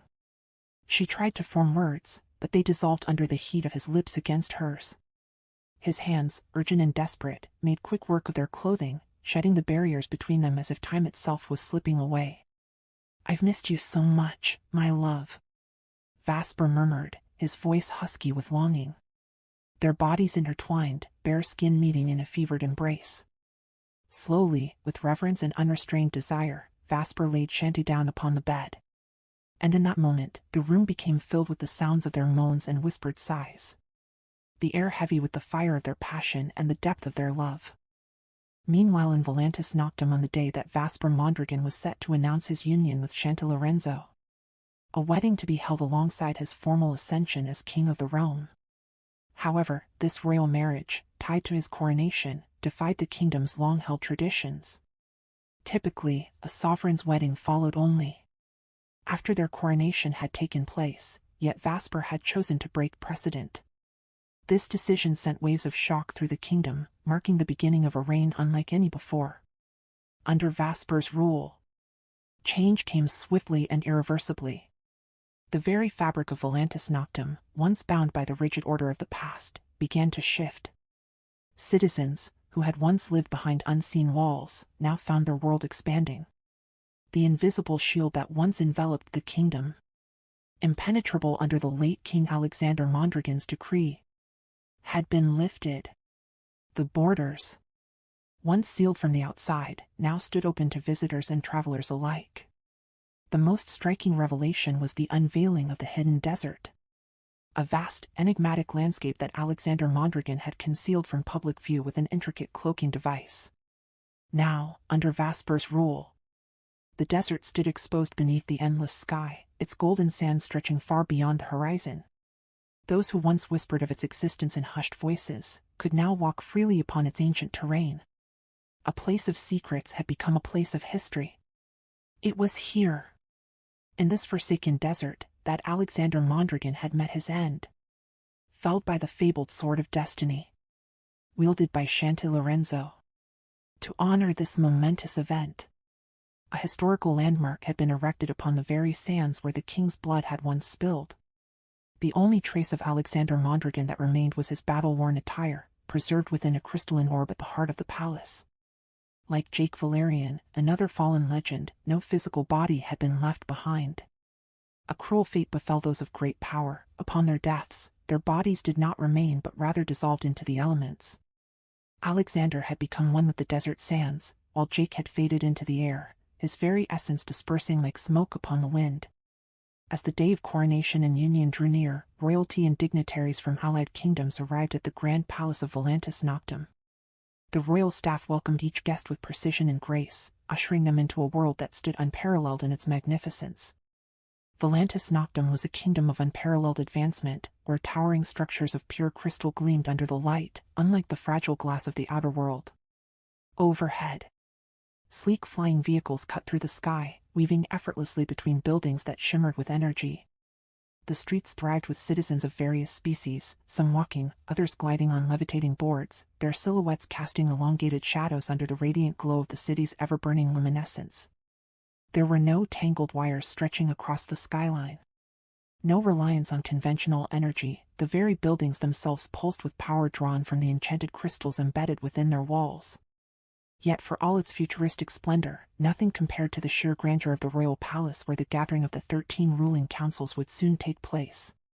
Within its hallowed halls, black, gold, and deep crimson dominated the decor, a bold, regal motif chosen by Vasper himself, replacing the old red and gold theme of his predecessors. The kingdom's sigil, a silver crescent moon entwined with a silver dragon, now gleamed proudly against the banners that adorned the towering walls. This was the mark of Vasper Mondragon's reign. A declaration of both power and renewal. The palace, a living testament to the boundless wealth of Velantis Noctem, glittered with opulence beyond compare. Every artifact, every furnishing was crafted from pure gold, encrusted with gems and precious stones of unfathomable worth. Even the very table upon which the legendary 13 councils of the dragons would convene was no ordinary structure. It was shaped in the form of a crescent moon, with each seat engraved with the emblem of its respective kingdom. At the heart of this crescent, facing the gathered rulers, stood the royal throne of Vasper Mondragon, a masterpiece of divine craftsmanship. The throne's towering backrest bore the form of a magnificent black dragon, its mighty wings extending halfway up to the cathedral-like ceiling, where carvings of soaring dragons adorned the arching vaults. Beside Vasper's throne, a seat awaited the future queen. Its backrest shaped into a crescent moon, its presence a silent promise of the unity soon to be sealed. Flanking both sides of the royal dais were 2 grand seats reserved for the king's concubines. Their backrests inlaid with the rarest and most dazzling gems known to Velantis Noctem. Black diamond, red diamond, pink diamond, white diamond, and blue diamond. These were the stones that signified not only wealth but the raw power embedded within the kingdom's very foundation. Here, in the heart of the inner world's most formidable kingdom, amidst a court of power, wealth, and ambition, the dawn of a new era was set to begin. The air was thick with unspoken words, shifting alliances, and the silent watch of those who had gathered, each with their own stake in the fate of Velantis Noctem. And at the center of it all sat Vesper Mondragon, the sovereign who would either solidify his reign or shatter the foundations of everything that had come before. The grand hall of Velantis Noctem stood bathed in a celestial glow as the rulers of the allied kingdoms, the esteemed members of the 13 councils of the dragons, began their arrival. Each carried with them the weight of their domains, their presence commanding, their steps resonating through the palace. They moved with regal authority, their garments woven with the essence of their lands, a silent testament to the power they wielded. One by one, they took their seats, each throne carved with the sigil of their kingdom, forming a crescent around the central dais where the king of Velantis Noctem would soon take his place. Then came King Salman Zakron of the kingdom of Azaya, the wealthiest among the 13 councils. Yet despite his kingdom's prosperity, his expression was one of steel-cast fury. His powerful stride carried the weight of displeasure, his presence bristling with a barely restrained storm. It was no secret why. He found Vesper Mondragon's decision utterly unacceptable. That his daughter, Princess Salora, the acknowledged princess of the inner world, beloved and respected even beyond the allied realms, had been set aside for a mere vineyard owner from the outer world, was an insult beyond measure. Salora was the pinnacle of grace, intelligence, and beauty. Her contributions to the inner world were invaluable. Even rival kingdoms who held no allegiance to Velantis Noctem revered her. To be cast aside in favor of Don Lorenzo, a woman whose sole claim to significance was bearing the sword of destiny and slaying Alexander Mondragon, was an affront that Salman could not tolerate. To him, it was not enough of a reason to forsake Salora. Don Lorenzo was nothing more than a commoner with a blade, her roots bound to the outer world's soil. How could she stand above his daughter, the most breathtaking beauty in all the inner world? Princes from across the lands had vied for Salora's hand, yet Vesper Mondragon had dismissed them all, just as he had once dismissed Salora. The reason for their past separation remained a mystery to King Salman, and he could not accept Vesper's decision. If his demand was not met, if Vesper did not see reason, he would take action. He would withdraw from the 13 councils and align himself with Sylvan Concord, where Chanty Lorenzo hailed from. Though she was no princess there, merely an elite among the noble ranks, King Elander Valaner had long sought to make an alliance with him, offering terms that would be difficult to refuse. If Vesper truly insisted on keeping Chanty Lorenzo, then let her be a mere mistress, nothing more. The seat beside the king belonged to Salora. No other woman was worthy. As the council members settled into their seats, another wave of arrivals swept through the grand chamber. Vesper Mondragon's siblings, the children of Alexander Mondragon, each born of different mothers. Their presence alone was enough to command attention, their sheer magnificence sending whispers rippling through the gathering. They were known as the Draconic Bloodline, the heirs of the dragon's legacy, formidable and awe-inspiring. Each one bore the signature beauty and power of their lineage. The women were striking, their presence luminous against the opulent surroundings. Among them, Crimson Mondragon stood as a vision of fiery allure, her crimson eyes and hair as mesmerizing as a living ember. Then there was Lyca Mondragon, fierce, breathtaking, and exuding an untamed strength. Though she was the daughter of Alexander's queen, her gender had barred her from the throne, for the laws of Velantis Noctem dictated that only men could rule, a law she had long despised, though she had come to accept her fate. Even as the eldest, she had never been a contender for the throne. That right had gone to Vasper, not just because he was male, but because he was the most powerful among them. The sons of Alexander Mondragon were just as formidable. Each bore a commanding presence, but none rivaled the reigning king in sheer power. The only one who came close was Vladimir Mondragon, the son of Lady Havana, one of Alexander's mistresses. Tall as Vasper, his sharp blue eyes held an intensity that could pierce through stone. He was rarely seen without the bandana that bound his long hair, a signature look that only added to his enigmatic charm. But unlike Vasper and Laika, Vladimir held no extraordinary abilities, a fact that had ultimately sealed his fate. Among all of Alexander's children, only Vasper and Laika had inherited true power. Vasper, heir to the throne, wielded unmatched abilities. Teleportation, an invisible shield, super strength, blinding speed, and the rare ability to read minds. Laika, though formidable in her own right, possessed only fire manipulation, strength, and speed. If not for the law of succession, she might have been a viable ruler. Yet power alone was not enough to grant her the crown.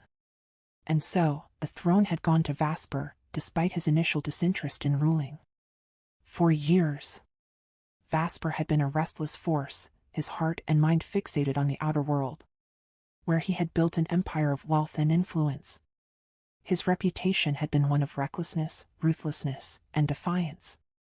The palace had never been his home. He had barely set foot in it. Even as the rightful heir, he had lived in his own domains, distant from the throne. His relationship with his father marred by endless conflict. He had never been one to obey, neither in the inner world nor beyond its borders. Yet everything had changed with the arrival of Don Lorenzo. Once, Vasper had cared for nothing but his own pursuits, building his wealth, indulging in conquest and women. Now, it seemed his entire focus had narrowed to one: Chanty. Where once he had dismissed his obligations, Laika had stepped in, shouldering the responsibilities that he had ignored. But now, as the kingdom stood on the precipice of a new era, all eyes were on Vasper. Would he truly defy the expectations of the realm? Would he abandon centuries of tradition for the sake of one woman? The storm was only beginning. As they awaited the arrival of Vasper Mondragon, Vladimir sat straight-backed in his seat, rolling his neck and cracking his knuckles, tension radiating from his every movement. His siblings watched him, their eyes shifting subtly in his direction, though their faces remained unreadable. Beside him, Laika stole a glance at her brother, her mind swirling with unspoken questions from the night before. She still vividly recalled the grand banquet in honor of Chanty, the moment when Zalora had bolted from the hall, unable to bear the sight of Vasper's proposal. Vladimir had chased after her, but Laika kept her silence, knowing that if she spoke, her voice would carry through the chamber, loud even in a whisper. Instead, she and Vladimir exchanged looks, silent, but heavy with meaning. Still, Laika could see it. Vladimir was uneasy. Was it nerves? The inevitable sight of Don Lorenzo again? A knowing smirk tugged at Laika's lips. How amusing that two brothers had fallen for the same woman. Her gaze drifted downward to Vladimir's hands. Restless, he flexed and unflexed his fingers, pressing his knuckles together. His entire body was rigid with anticipation. And then, the entire hall fell into stunned silence as the royal staff's voice rang out, announcing the arrival of the 4 candidates selected to become the mistresses of Vasper Mondragon. The doors swung open, and one by one, the women entered in a display of grandeur that left the room breathless. Each represented one of the 4 great allied kingdoms of Velantis Noctem: West, North, East, and South. First came the representative from the East, Lauren Valerian, from Sylvan Concord. Her very presence was a statement, her delicate beauty enhanced by an aura of quiet determination. She had been personally recommended by King Elander Valaner himself, a suggestion impossible to refuse. Laika's brow arched the moment she saw her. She knew Lauren well.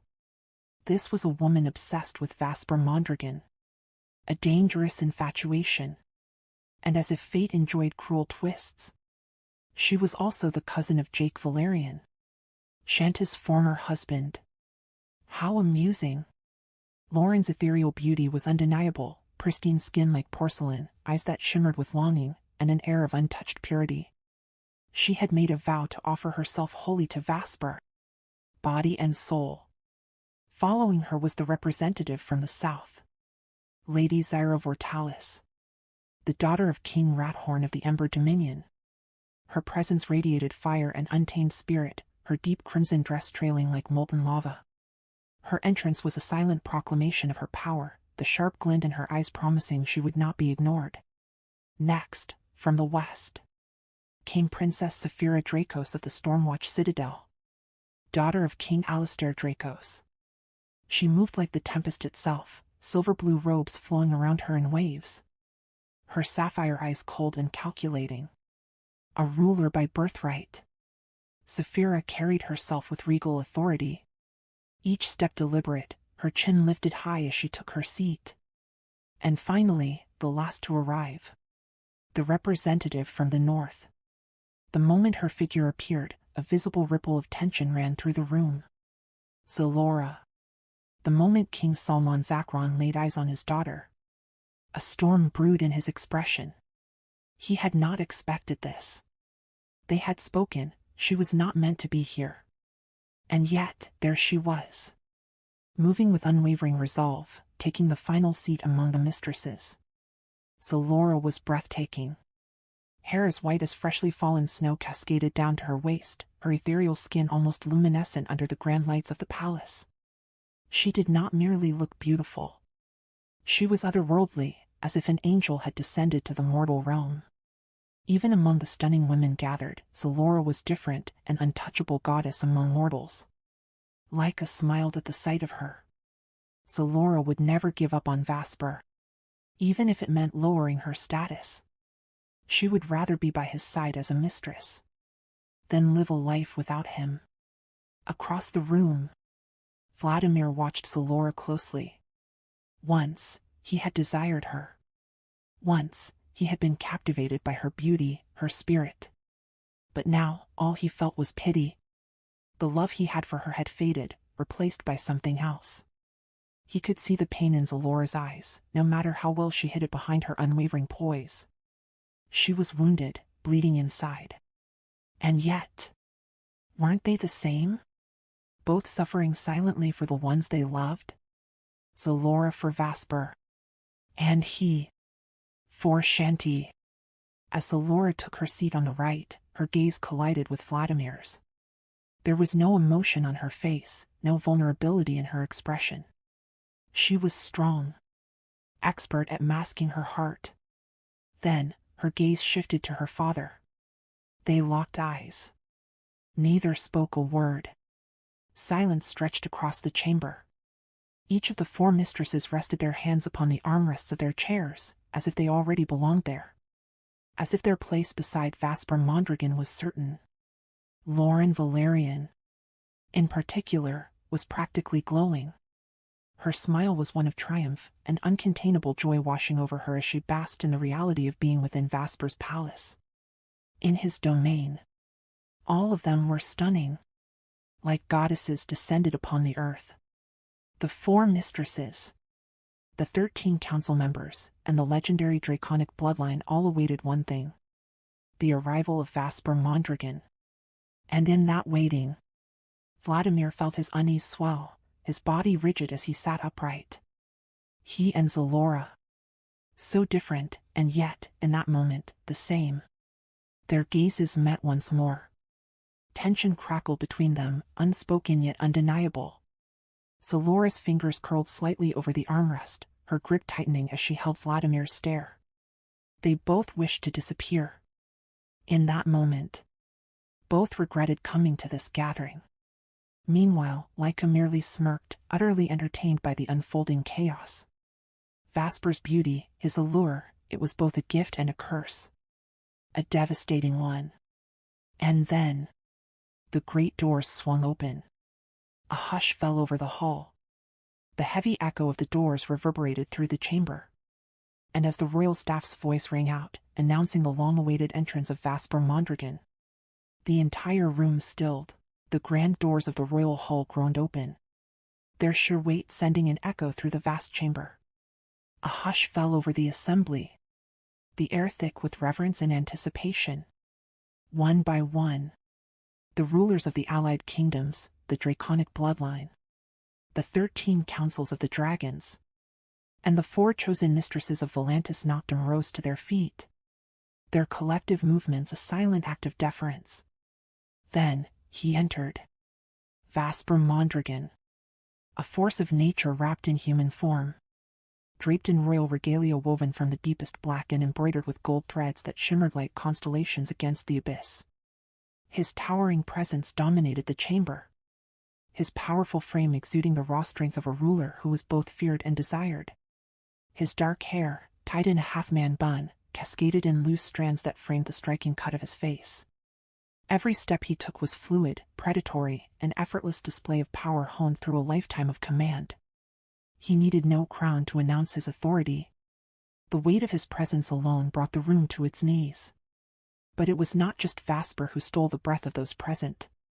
Beside him, linked to his arm like a celestial vision, was Don Lorenzo. If Vesper was the storm, then Chanty was the fire that burned within it. Dangerous, untouchable, and mesmerizing. Her beauty was an enigma, an intoxicating blend of celestial grace and forbidden temptation. Like an angel sculpted by the gods, her presence exuded an unearthly purity. Yet there was something in the depth of her gaze, in the lush curve of her lips, that carried the undeniable whisper of the devil's seduction. Her emerald green gown, embroidered with veins of gold, moved like stardust around her with each step, clinging to her hourglass form before flowing in a cascade of silk. Her long, golden brown hair streamed behind her like a river of shadow, crowned only by the brilliance of her existence. The mistresses trembled at the sight of her. Lauren Valerian's nails dug into her palms, her heart clenched in a vice of envy and frustration. Zalora stood rigid, her ethereal beauty unshaken but her emotions storming beneath the surface. The 2 most coveted women of the inner world, both unmatched in their allure, yet both consumed with the bitter realization that they could not outshine the woman at Vesper's side.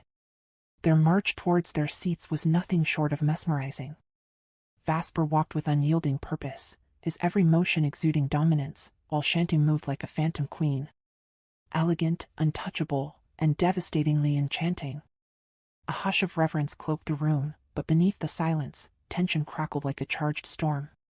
King Salman Zakron clenched his jaw as his gaze flickered towards his daughter. Zalora. His pride, his daughter. Reduced to nothing but another woman in Vesper's shadow. Pity and frustration waged war within him, yet he could do nothing. Zalora had made her choice, and now she would have to face the consequences. At the side, Laika watched with veiled amusement, a smirk tugging at her lips. This chaos, this spectacle. It was a dance of fate that none of them could control. Vesper, the untamable ruler. Chanty, the wildfire that consumed him. And the others? They were merely pieces in a game that was already decided. As Vesper and Chanty took their seats, the others followed suit. But the tension did not wane. It grew. Unspoken and suffocating. Vesper had not once spared a glance at the 4 mistresses. Not even at Zalora. Not even at Lauren Valerian. The realization was a dagger to their hearts. A humiliation that burned. Zalora clenched her fists upon the armrests, her nails pressing into the gilded carvings. Lauren, who had once believed herself destined for Vesper, felt the sharp sting of rejection twist in her chest. And then there was Vladimir. Seated just across, his piercing blue eyes flickered towards Chanty, and for a moment, just a fleeting moment, his entire world stilled. His pulse faltered, his breath caught, and he felt his soul shatter all over again. She was perfect. He had loved her. He did. If only fate had been kinder. If only he could rewrite the stars. Shift the heavens themselves. Carve a new path where he stood beside her. If only he could reach across the impossible void between them and steal her away. Away from Vesper, away from a destiny that did not belong to him. But reality was merciless, and in the end, he was left with nothing but silent longing. And then Vasper looked at him. Just one glance, cold, unwavering, claiming. Vladimir's illusions shattered like glass. The unspoken challenge between them hung in the air, unseen by all but those who understood the war being waged. And in the midst of it all, Laika chuckled softly, entertained by the silent, agonizing turmoil of those around her. She pitied them. They had yet to realize that they were fighting a battle already lost. Chanty sat poised, exuding the grace of a true queen, one who needed no crown to command reverence. Beside Vasper, she was celestial, as if the heavens themselves bowed to her radiance.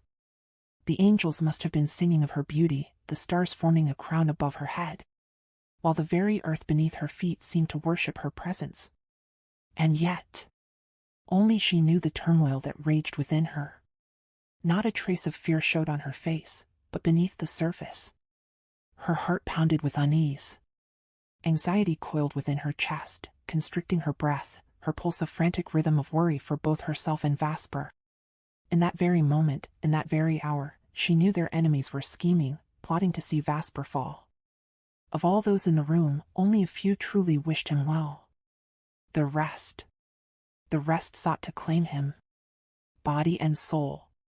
The 4 official candidates for Vasper's royal mistresses sat elegantly to her left and right. They were not merely concubines. 4 to be chosen. As the king's mistress meant taking on the responsibility of governing the lands they represented, nurturing those regions as their own domains. And more than that, they were expected to bear the next generation of the draconic bloodline. No one noticed how Chanty's hands trembled. No one saw the icy chill that had overtaken her palms. She had never imagined that loving Vasper Mondragon would lead her down this treacherous path. She had only ever wished to be by his side, to love him, as a woman loves a man, but never to be the queen of Velantis Noctem. Never to sit before the assembled kings of foreign lands, nor to endure the suffocating presence of 4 women vying for her beloved's heart. Especially Lauren Valerian, the cousin of her deceased husband. And most of all, Princess Solora of Azaya, princess of the inner world, a woman powerful beyond measure. How could she ever hope to rival Solora? Chanty could feel the scrutiny of the room pressing down on her like a storm. The gazes of Vasper's siblings, each one weighing her worth, their expressions unreadable, except for Laika and Vladimir. And Crimson, whose welcoming smile had not wavered since she arrived. She found a rare ally in her, sensing a quiet sincerity in her eyes. The others, however, remained shrouded in mystery, their true thoughts locked behind unreadable facades. But of them all, Laika's gaze was the most unsettling. Though the princess smiled faintly, Chanty knew there was something behind that expression. Something unspoken, something calculating. And then, there was Vladimir. Of all the men in the room, he was the easiest to read. Vladimir Mondragon was an open book. At least to her. The anguish in his eyes, the silent torment he bore. It was a pain she had seen before, once etched into the face of Jake Valerian. Whenever she stood beside Vasper, the longing in Vladimir's gaze was unmistakable. But she could not meet it. Not now. Not ever. Instead, her gaze drifted, only to find the 13 councils of the dragons staring at her, as if dissecting her very soul. And at the head of the crescent-shaped table sat Solora's father, King Salman Zakron. She could not read his expression. Was he furious? Did he despise her for sitting here, in the place his daughter so clearly desired? A lump formed in Chanty's throat. Every eye in the room was on her. In that moment, she wished she could disappear. Her fingers tightened around the armrest of her seat, cold against her skin. What she longed for was the warmth of Vasper's hand. If only he would hold her, just for a moment, just to steady her. If only she could feel the comfort of his arms around her, shielding her from the overwhelming weight of expectation. If this continued, she feared she might faint from the sheer pressure of it all. All eyes were riveted on the ring adorning Chanty's left hand. It was no ordinary jewel, and they all knew it. That ring was legend, etched into the oldest history books of the inner world. A relic spoken of in hushed reverence. Like the fabled sword of destiny, the ring carried a saga of its own. A tale not of war, but of undying love. One forged through trials and bound by eternity. The celestial bond. The ring of kings and lovers. It was not merely a token. It was an oath, a vow sealed in magic beyond comprehension. The ring was known to every kingdom. Whispered in ancient ballads, immortalized in the grand chronicles of time. Forged in the sacred fires of the eternal forge where only the gods had once walked. The celestial bond was the masterpiece of Aaron the Starforger. No mundane gemstone rested at its heart, but a fusion of celestial elements. The ember of the first flame, the tear of the moon goddess, and the echo of the starborn crystal. Each a fragment of power beyond mortal reach. Together, they pulsed within the diamond's depths, causing it to shimmer with shifting hues. Ethereal blues like the night sky, fire-kissed reds, and golden embers, as if the cosmos itself had been captured within its core. The first to claim it was King Aldurin the Eternal. The first ruler of Velantis Noctem, who bestowed it upon his beloved queen. Seraphina of the Starlit Vale. A promise of devotion that would outlast time itself. Over the ages, the ring became more than a symbol of love. It was a coronation, a rite of passage, an emblem of unity between realms. Every king, every legend, carried its weight. But what few knew, what history had long obscured, was that the celestial bond was not alone. Its twin had been forged in secret. Seeing the ring in history books was one thing, but seeing it in person, so close, so real, was beyond belief. A myth, now tangible. The moment Chanty moved her hand, the ring responded as if alive. It drank the surrounding light, refracting it into shifting hues, casting rippling reflections across the hall, as though an unseen force was projecting the very cosmos onto the walls. Gasps filled the chamber. The legend was true. This was no creation of mere mortals. And yet, one question burned in their minds. One they dared not voice. How did Vasper Mondragon obtain the celestial bond? Vasper felt their gazes, unwavering and full of silent inquiry. He was not surprised. He had long accepted that the ring would draw attention, just as it had drawn him into the perilous path that led to its possession. One day, he would reveal the journey, the trials, the betrayals, the impossible odds he had faced. But not today. Not yet. The path to claiming the celestial bond had carved his name into legend, branding him with a title that many whispered in fear. The reckless being. The one who defied fate, who ventured where no king dared tread. And for that, he had been deemed unworthy. By law, he was forbidden from touching the suspended bracelet or necklace. Weapon neutralizer, designed to control those who wielded great power recklessly. They were meant for rulers and powerful beings who needed restraint. Then, from the center of the room, 3 royal attendants stepped forward, standing between Vasper and the crescent moon table. One of them unfurled a golden scroll, the delicate parchment shimmering under the light. The attendant's voice rang out, a rich and commanding sound that filled the chamber. But Chanty understood none of it. The words, spoken in an ancient tongue, were foreign to her ears. She felt utterly alone in this gathering.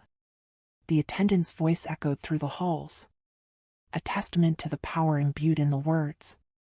There were no microphones here, no need for artificial amplification. Yet every whisper, every breath, could be heard as if the very walls carried the sound. Then, Vasper spoke. His voice was deep, resolute. But still, Chanty could not understand. A second royal attendant approached her, offering a small, delicate device. An earpiece. Hesitantly, she reached for it, feeling the weight of all eyes following her every movement. Heat rose to her cheeks, a soft flush betraying her discomfort. As she placed it against her ear, She flinched at the sudden sensation of warm fingers grazing her own. Vasper's hand. His palm was firm, his touch gentle as he curled his fingers over hers, squeezing softly. Chanty lifted her gaze to meet his, and in his eyes, she found the strength she so desperately needed. Love shone in those golden depths, unwavering and fierce. Concern furrowed his brow, but his slight smile whispered reassurance. "Do not be afraid." She exhaled softly, grounding herself in that unspoken promise. And then, as Vasper resumed speaking, the device in her ear came to life. For the first time since this assembly began, Chanty could finally understand. Vasper Mondragon was about to announce a change, one that would alter the course of everything. As the solemn voice of the royal attendant resounded, gesturing for everyone to direct their attention forward, a sudden shift swept through the grand chamber. In front of each ruler, a translucent screen emerged, casting an ethereal glow upon their faces. The room fell into a charged silence, all eyes fixed on the mysterious display unfolding before them. Chanty, however, sat motionless, bewildered as she awaited what was to come. Unlike the others, no such screen materialized before her or Vasper. Even among the draconic bloodline, including Vladimir, these luminous projections appeared, revealing something only they could understand. Her confusion deepened as she observed the reactions around her. Some rulers remained composed, while others furrowed their brows, their expressions darkening with restrained anger. King Salman Zakron, the father of Zalora, sat rigid, his face a storm of fury and grief. Two other kings beside him mirrored his intensity. Behind them, Lauren and Zalora visibly trembled, their hands clutching at the armrests of their chairs, their bodies tense with unease. Zalora's breaths turned shallow, a storm gathering in her eyes as silent tears began to fall. Vladimir, his usual stoic demeanor cracking, shifted his gaze between Zalora, Chanty, and Vasper, the turmoil in his chest evident. Meanwhile, Laika sat back, a smirk playing on her lips, enjoying the unfolding spectacle with unreadable amusement. But Vasper was unmoved. His countenance remained unwavering, his piercing gaze meeting each ruler's scrutiny without a hint of hesitation, without an ounce of fear. A sharp exhale came from the king of Azaya as his furious gaze fixated on Zalora, burning with both anger and pity. Zalora, tears streaming down her face, clenched her fists, her entire being trembling from an inner storm of anguish and wounded pride. Chanty, lost amidst the chaos of emotions, desperately searched for understanding. No translation came through the hearing device she had been given. The unfamiliar language spoken between the rulers left her isolated. She turned toward Vasper, seeking answers, only to find his grip tightening around her hand. His eyes bore into hers, firm, grounding, unshaken. He said nothing, but his touch alone was enough to calm the storm rising within her. Yet, as she scanned the room, she found Vladimir's gaze lingering on Zalora with deep concern, then shifting to her, clouded with apprehension. Their eyes met. Zalora's expression turned venomous, her glare searing through Chanty like a blade. Pain, rage, heartbreak, and jealousy swirled in her gaze, her lips trembling as silent tears rolled down her cheeks. Then, as though overtaken by an uncontrollable force, Zalora suddenly shot up from her seat. Before anyone could react, she lunged toward Chanty. Gasps filled the hall. The three remaining mistresses shrieked in shock as Zalora's fingers entwined in Chanty's hair, yanking her back with a force that made her vision blur. A sharp gasp escaped Chanty's lips, but before she could cry out, Vasper's arms were already around her, shielding her from further harm. His body tensed, his jaw clenched, his glare seething with suppressed fury. "You shameless woman!" Zalora's voice trembled with wrath, her entire body shaking as she clung to Chanty's hair, refusing to release her. "A seductress! A thief! How dare you?" "Let go of her, Zalora!" Vasper growled, his voice dangerously low, his grip tightening around Chanty. But Zalora was beyond reason. "What does she have, Vasper, that I don't?" What is it? Her cries were filled with anguish as she stared at him, desperate, demanding an answer that would never come. Vasper's eyes darkened, his patience snapping. In a swift, forceful motion, he grasped Zelora's wrist, forcing her to loosen her grip on Chanty's hair. At that moment, Vladimir stepped in, grabbing Zelora from behind, his own strength matching Vasper's. "Hold Chanty," Vladimir commanded, his voice tight with restraint as he struggled to pry Zelora away. Vasper wasted no time. He adjusted his hold on Chanty, pulling her close, his hand cradling the back of her head protectively. Chanty's fingers dug into his arm, silent tears falling down her cheeks, her entire body trembling from shock and humiliation. "Vladimir, don't stop me," Zelora screamed, thrashing in his grasp. "Let go of me. I'm warning you." But Vladimir didn't yield. With a powerful yank, he forcibly unlatched her fingers from Chanty's hair.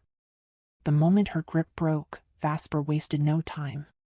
Lifting Chanty into his arms, he strode out of the grand hall without sparing a single glance at anyone. Silence crashed upon the chamber like a tidal wave. Chanty's silent tears burned against her cheeks, her head lowered as Vasper carried her away. Humiliation twisted in her chest like a dagger. A shame so profound. She wished she could vanish into thin air. The echoes of Zelora's anguish and Vladimir's restraint lingered in the air. And in the shadows of the grand chamber, Laika's smirk deepened, watching as chaos unraveled before her eyes. Vladimir carried Zelora out of the hall through a different door, but before leaving, he cast a glance at Chanty, who remained in Vasper's arms. Zelora screamed Vasper's name, thrashing wildly, pounding against Vladimir's back as he held her firm.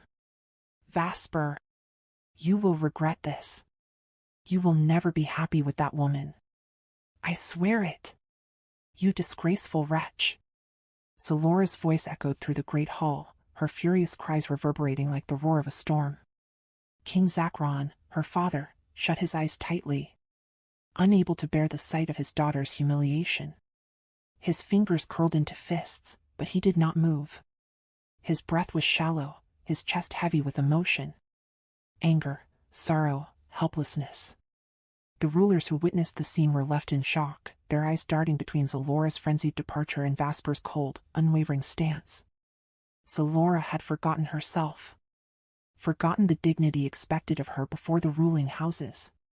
Meanwhile, the three remaining mistresses, especially Lauren, were still visibly shaken.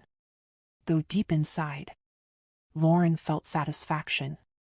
In her mind, Chanty deserved every bit of the disgrace she had suffered. A smirk curled on her lips as she turned her gaze toward the draconic bloodline, particularly at Laika, who appeared utterly unbothered by the events. King Zakron sat motionless, his fingers gripping the armrest of his throne, his face dark with suppressed rage. Yet he remained silent, his power insignificant compared to the force that stood before him. Vasper returned moments later. Alone. Chanty was nowhere in sight. He strode to his seat, his expression thunderous, his presence overwhelming. Every step he took radiated suppressed fury, and as he settled into his chair, his voice sliced through the air with finality. "From this day forward, mistresses will no longer exist in the court of kings. This tradition is hereby abolished." His words rang through the hall like the toll of a bell, undeniable and absolute. Then, his gaze sharpened, sweeping across the gathered rulers. "And now, let me be clear. Anyone who wishes to relinquish their throne as a member of the 13 councils of the dragons may stand and walk out now." His voice rose, reverberating in the grand chamber as he pointed towards the towering doors. His eyes locked onto the rulers one by one until they landed on King Zakron. Vasper did not waver, his outstretched hand unwavering as he held the king in his unrelenting gaze. King Zakron met Vasper's stare, his entire body trembling with restrained fury. He wanted to fight back, wanted to resist, but he knew beyond a doubt, that he was powerless against Vasper. The draconian king was beyond him, an insurmountable force of nature. "I will not overlook what your daughter has done to my future queen, King Zakron," Vasper declared, his voice low and menacing. It was the growl of a beast poised to strike. "Mark my words. And I will never forgive you for what you have done to my daughter, Vesper." King Zacron roared, his body shaking with rage. "You have hurt her. She had every right to do what she did." Their eyes clashed, the weight of unspoken threats hanging heavy between them. "What does she have that my daughter does not?" Zacron spat, his voice full of disdain. "Zalora is royal blood. That woman is nothing but a—" Before he could finish, a deafening crash echoed through the hall. In the blink of an eye, King Zacron's body was hurled across the chamber, slamming violently into one of the massive pillars. The impact sent a thunderous tremor through the ground. Gasps filled the room as the rulers recoiled in horror. No one had seen it. No one had even registered when Vesper had moved. One moment, Zacron was speaking, the next, he was crumpled against the base of the pillar, motionless. Blood dripped from the corner of his lips. The silence that followed was deafening. Only one person had seen what had happened. Laika. Her sharp eyes had followed the impossibly swift movement of Vesper's attack. She smirked to herself, unfazed, knowing exactly what had transpired. Chaos erupted among the rulers. Some had shot to their feet, their expressions stricken with alarm. Others remained seated, too afraid to move. They could see it now. Vesper was beyond furious. The room vibrated with the force of his presence, his wrath a tangible entity that threatened to suffocate them all. "If anyone has an issue with the new law, you are free to leave my palace and relinquish all rights granted to you as members of this council," Vesper declared, his voice cutting through the panic. The authority in his tone was absolute, a command that brooked no argument. His voice echoed through the grand chamber, chilling them to their bones. Laika, watching from the sidelines, smirked, entertained by the fear rippling through the rulers. With a single nod from Vesper, 3 royal guards stepped forward, moving swiftly towards the remaining mistresses. Lauren, still trembling from the earlier events, nearly collapsed in her seat, her body stiff with terror. The moment the guards reached them, they were ushered out of their chairs. The guards seized King Zacron's unconscious form, lifting him onto a floating platform. He was immediately attended to, rushed out of the hall for urgent treatment. No one dared speak as they watched the lifeless-looking body of the Uzziah king being carried away. Not a single sound was made as the mistresses, now trembling in fear, were escorted from the hall. Lauren wept, terrified by the sheer force of Vesper Mondragon's rage. The moment they were gone, Vesper turned his gaze back to the rulers, his piercing eyes sweeping across them. One by one. "Do not test my patience," he warned, his voice slow and deliberate. "No matter how the world turns. In this palace, my word is final. The laws I have changed concern my personal life as king. I will not tolerate interference from any of you in matters that do not concern the welfare of our kingdoms. Do you understand me?" His voice was like thunder, shaking the very walls of the palace.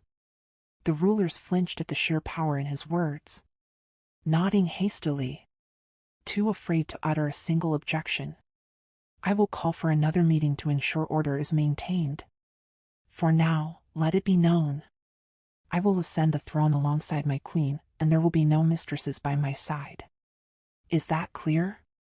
Vesper's words held no room for dispute. The rulers nodded again, the fear in their eyes evident.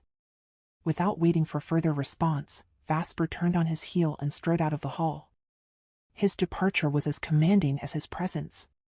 Powerful, dangerous, unrelenting. In accordance with the protocol of the palace during meetings with the 13 Council of the Dragons, the use of power, especially by individuals like Vesper and Laika, is strictly prohibited within the hall. This rule was established to maintain respect and equality among all attending figures, particularly those without any supernatural abilities, and to prevent any form of intimidation. Even the king himself is bound by this restriction, unable to wield his powers within the sacred chamber. However, Vesper's attack on King Zacron was undeniable proof that he had broken this protocol. The sheer speed and devastating impact of his strike left no doubt. He had used his power. The force was so overwhelming that King Zacron lost consciousness instantly. The rulers watched him go, their bodies frozen in place, the sheer force of his authority leaving them breathless. No one dared to move until he was gone. One by one, they rose from their seats, departing in silence. None of them spoke. None of them even considered attending the grand dinner prepared for them in the adjacent hall. The weight of what had transpired was too heavy. The trauma too fresh. Only Vasper's siblings remained in the hall. A royal attendant approached them, offering to escort them to the dining chamber. They exchanged glances, tension thick between them, before Leica spoke first. "Send my food to my chambers," she said casually, as if nothing had happened. Without waiting for a response, she turned and left, not bothering to acknowledge her siblings. One by one, the rest followed suit, making their way toward the grand dining hall. Vladimir, however, never returned.